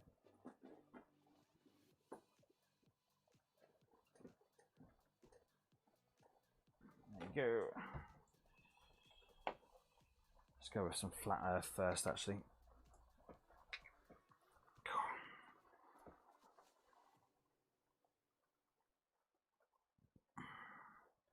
That's awesome, dude. Mate, I've actually got some good painting done tonight, and I'm actually happy with that.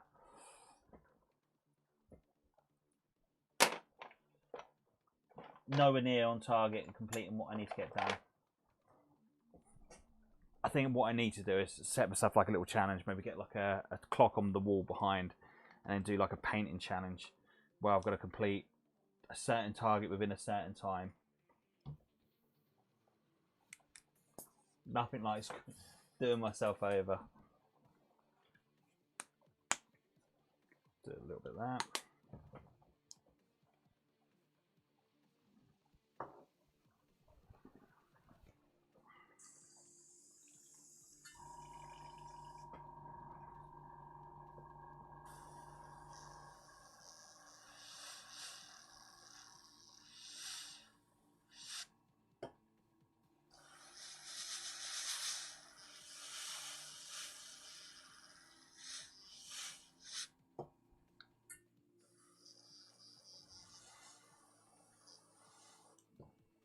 Flat Earth probably wasn't the right choice, but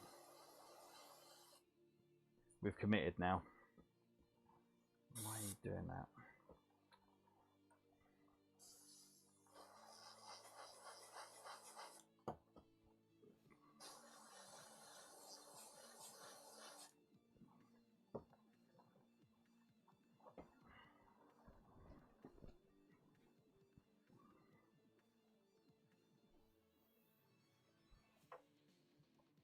Yeah, so that's not a bad shout.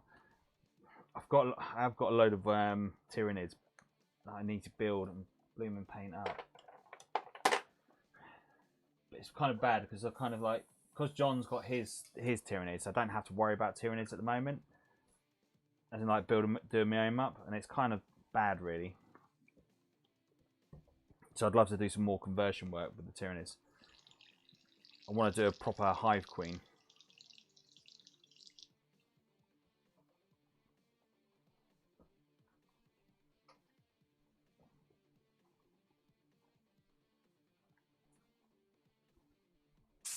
And I know there's some really, really cool files out there on the 3D printing side. But I think if I go down that route, if I ever went to Warhammer World and wanted to enter into any of their tournaments with them, I'd never be able to do it because they're quite funny on that.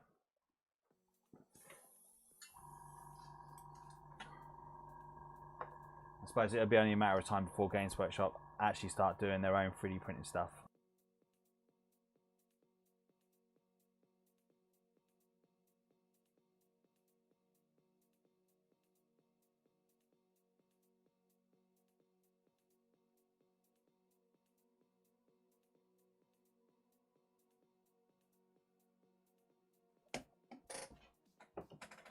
I think that would be an interesting model for Games Workshop, where they did actually sell like a file you could download and print off. Of course, you'd want to make sure your 3D printer was like spot on.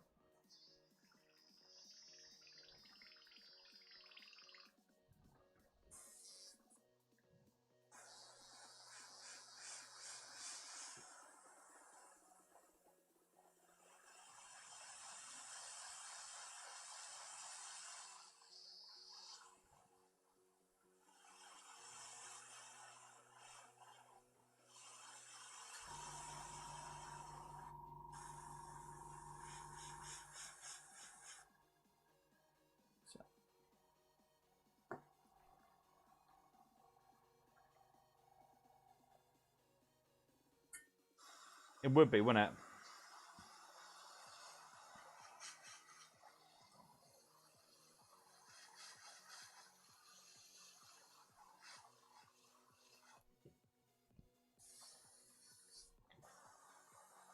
Of course, you want it nice and beefy, like really big and like bulky.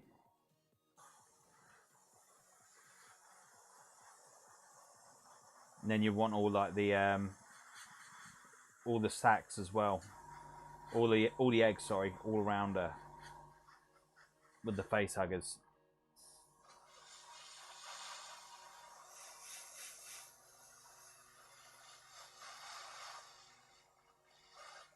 Then maybe do like a Sisters of Battle with a flamethrower.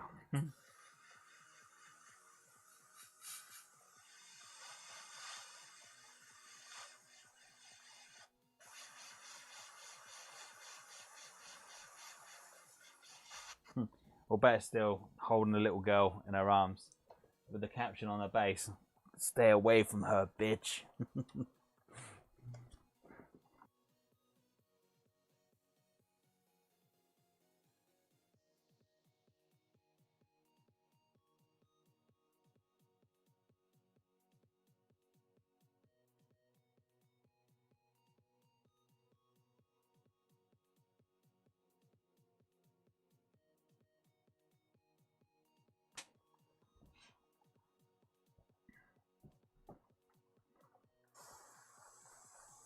Cool idea though, right?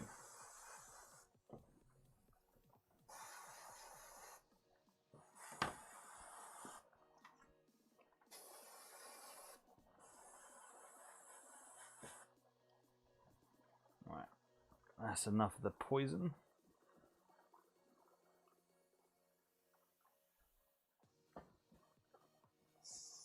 If I ever had, if time wasn't a factor, I'd love to do a diorama.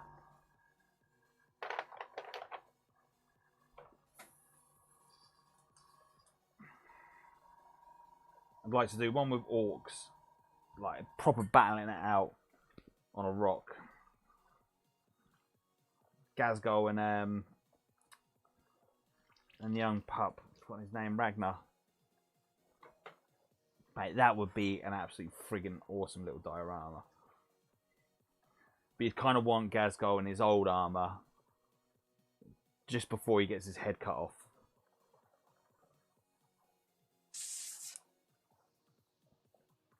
And of course, if you had plenty of time, you can have it where his head's getting sewn back onto his body, or like in another one.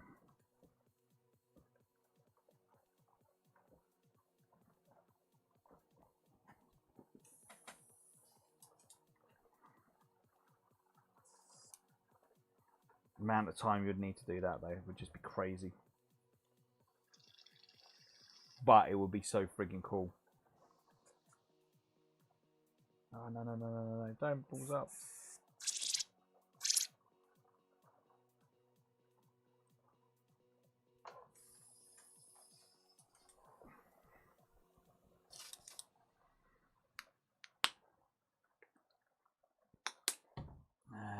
Inks, there you go. Right, let's get...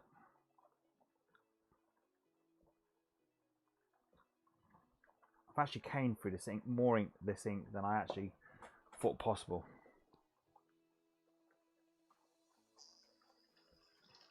Oh mate, you're not reading any of the fluff. That's why Gazgol's in a big body.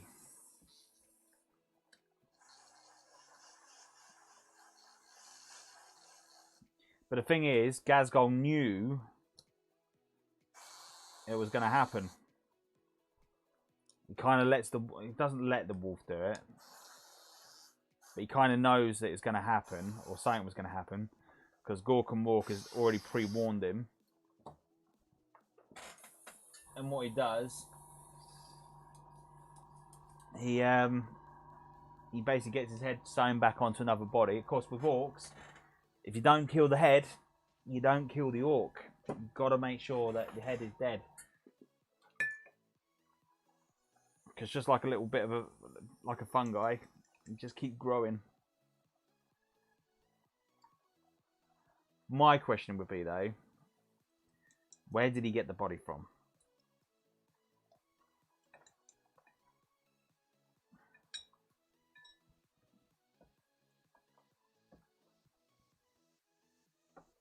No.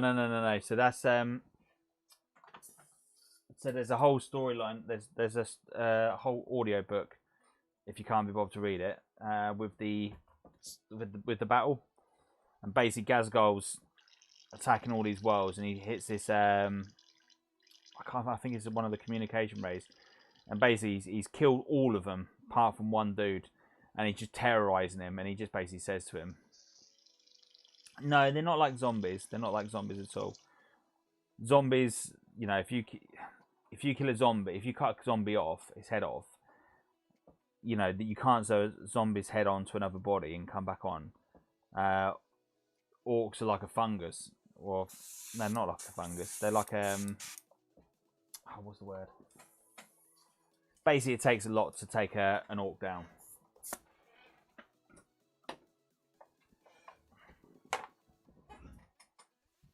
Because they're friggin' awesome. But the audio book you want to listen to is...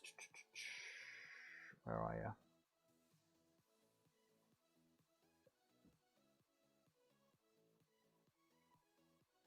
Saga of the Beast. So, let me just turn that.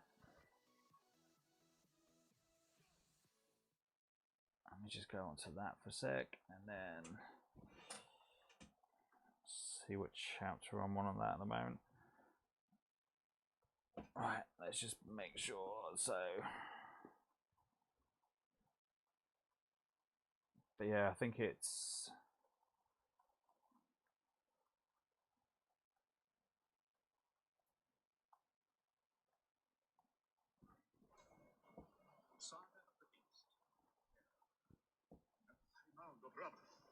Teeters on the edge, battle on the peak, kept sending rock slides my way. Yeah, so somewhere in there where he gets his head locked off. And that's pretty much it. It is pretty much like a plant life.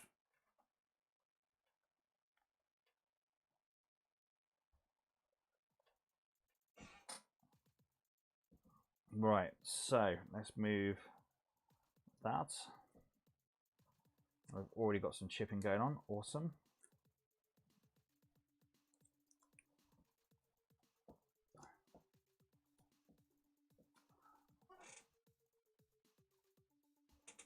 And then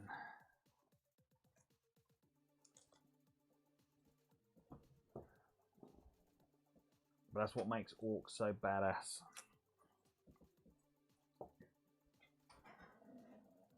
Right, we need some... What did I do with you?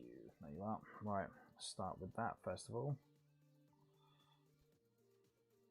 And then let's go.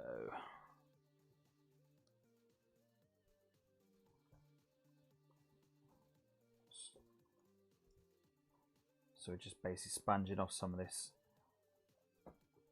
off this road.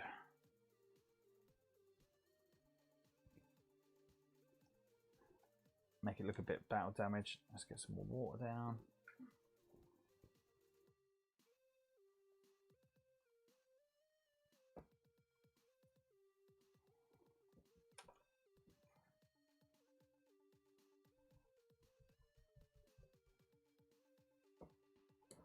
But yeah, orcs are friggin' cool.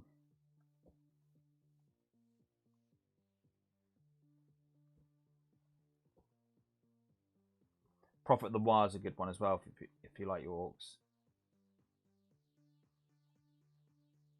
You got a bit where they're one of the stompers is down, and underneath you've got all the baby orcs are basically all starting to sprout out underneath. And obviously they believe it's you know, for the Great War.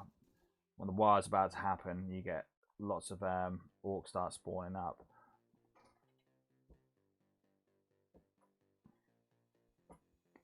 Cool. It's actually working out quite nicely.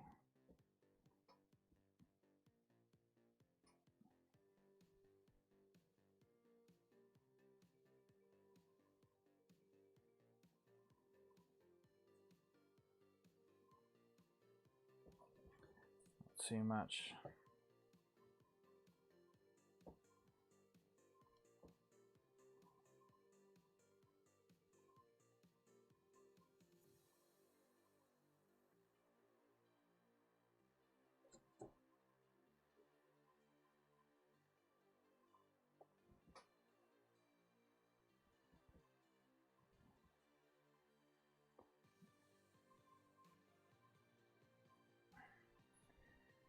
Yeah, I suppose with the Nids though, there's not much.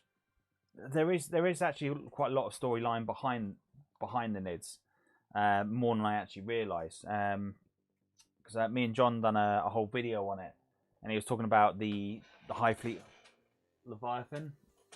And I think it was Leviathan that came through first.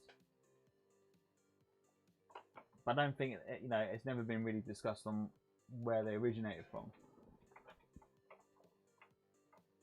or why they're actually here. Dry and hide. I think it's dry and hide.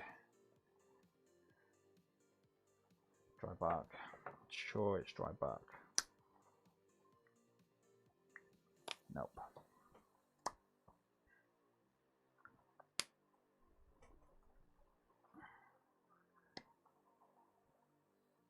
Behemoth. Yeah, sorry, you're right. It was Behemoth.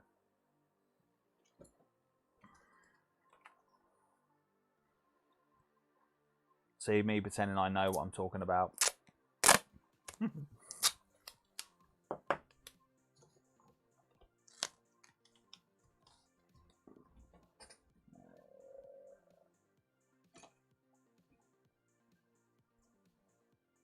Yeah, there isn't a great deal, lot of story on them.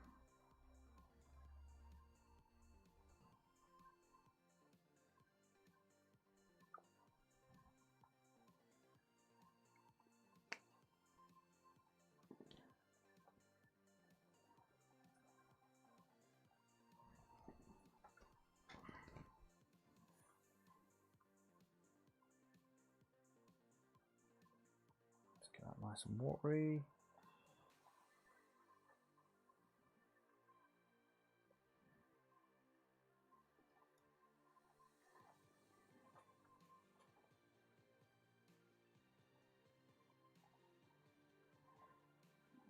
There's definitely some interesting story bits about it, and of course, obviously, the Blood Angels and Space Ultramarines are the main ones that like battle them out.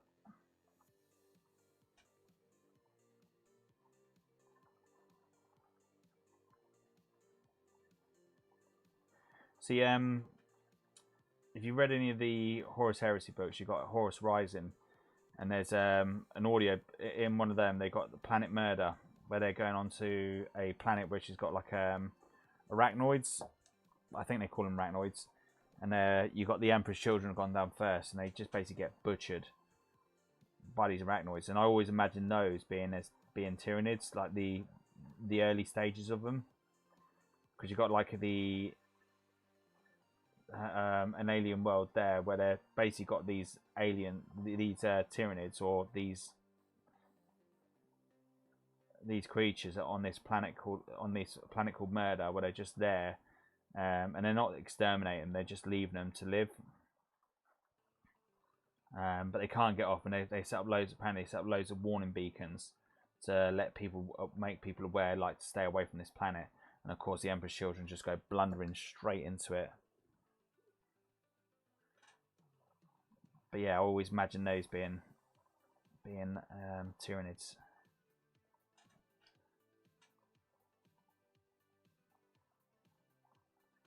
We did do a little battle report where we done the Tyranids versus the Emperor's children, and we done it on like what we thought that, like on a green planet.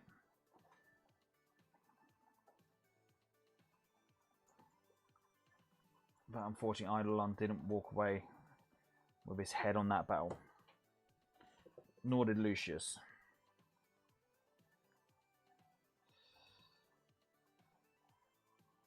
It's in the old fluff. Lucius pretty much gets bobbed down, and he doesn't die. The Lunar Balls turn up and pretty much save him. It's like when you really get into grips with like Eidolon, and you realise what an arsehole Eidolon is, and what not a cool person he is. Iron oxide. Hey, Mike Joe. Welcome to the pie. 2000. Wow, dude, that's a long time ago. How come you left it so long?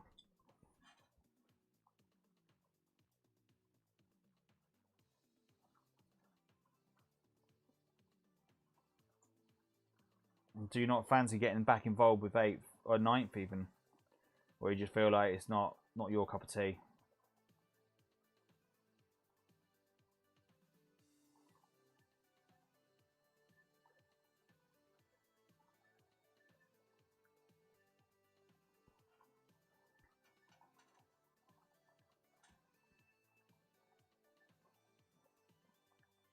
There you go.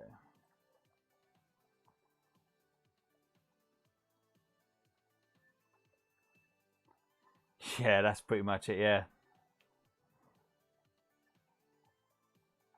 The man knows his fluff.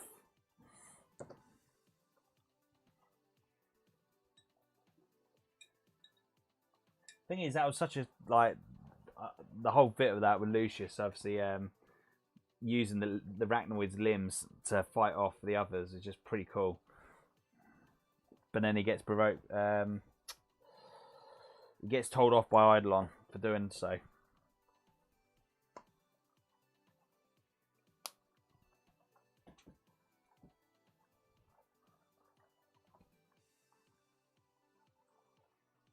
Thing is, they made Lucius out to be so cool at the beginning, like less of an arsehole. And then, of course, as soon as the sorry, all the bad words are coming out tonight. As soon as they towards the end, obviously, him switching sides because obviously he doesn't want to be on the losing side. And it's such a shame.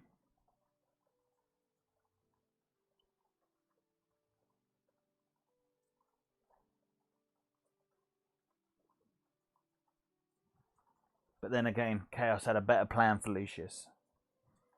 Mate, I reckon as soon as they redo Lucius, I reckon his model is going to be banging. I reckon it's going to be one hell of an awesome model.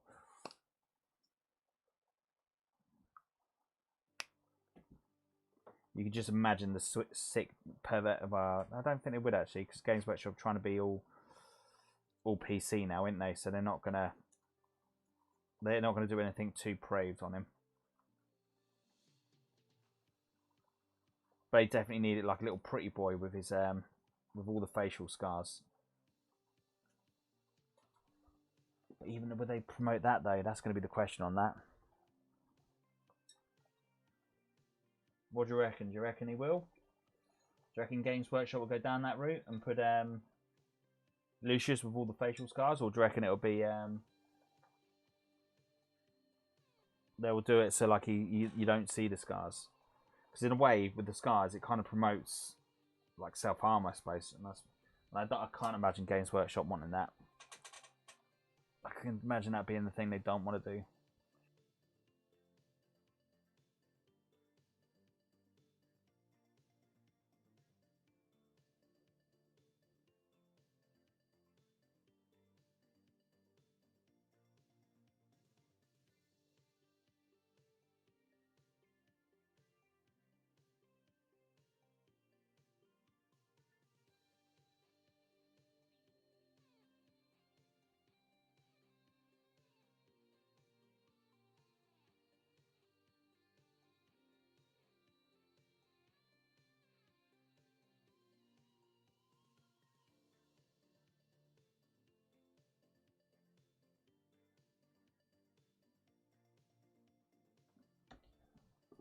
Yeah, I can't imagine them. I can't imagine them promoting that at all. I think it'd just be a case of like, nah. They obviously don't, I don't think they'd want to ruin their image. Right, we have to put get some of this wash down, which I don't normally use the wash. It's just more the fact that I'm just not getting the coverage where I need it to be. So.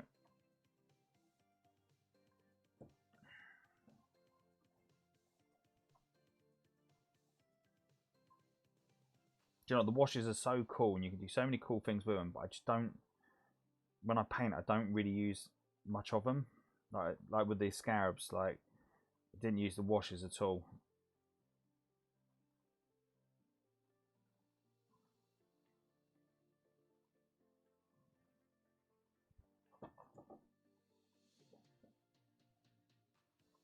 But definitely using the right way. They are friggin' awesome. An awesome little tool.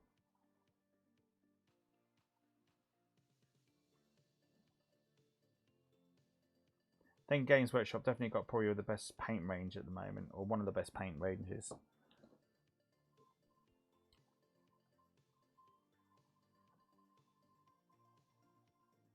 And Blazer is pretty damn good. I've got to admit, I've got to start using some more of the army colours as well. Because actually, do you know what? That's a lot. There are there's so many different companies now, I suppose, with so many different colour ranges. What was the other one I was using the other day? Oh, some of the colour shifts, they were pretty cool.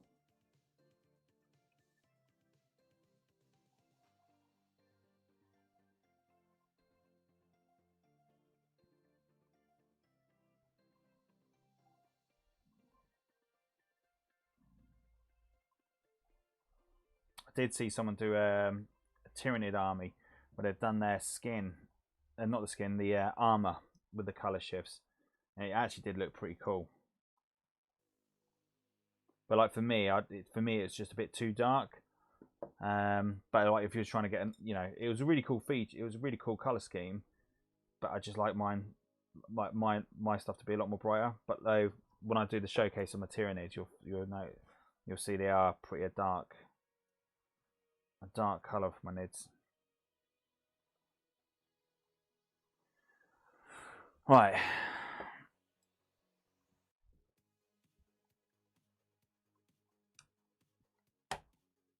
No, fair enough.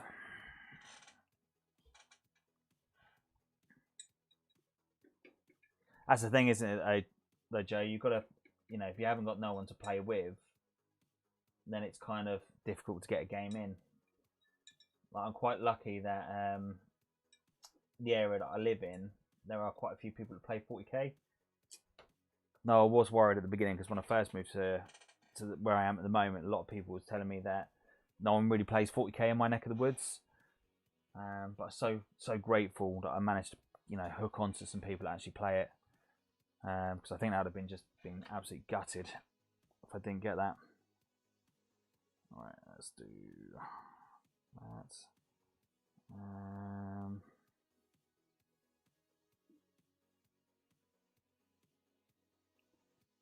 Do that. Do that. Right. So anyway, I just realised what the time is. This is where I'm gonna have to call it a night because unfortunately I've got such a busy day tomorrow morning.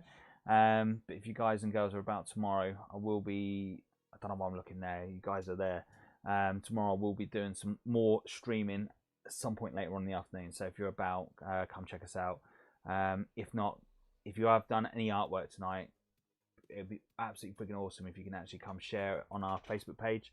Come and check out the Facebook Twisted Dice Facebook group. Come share what you got, what you've been up to. That'd be absolutely freaking awesome. Anyway, you lot have been absolutely awesome. Been mega bosses for joining, and hopefully I'll catch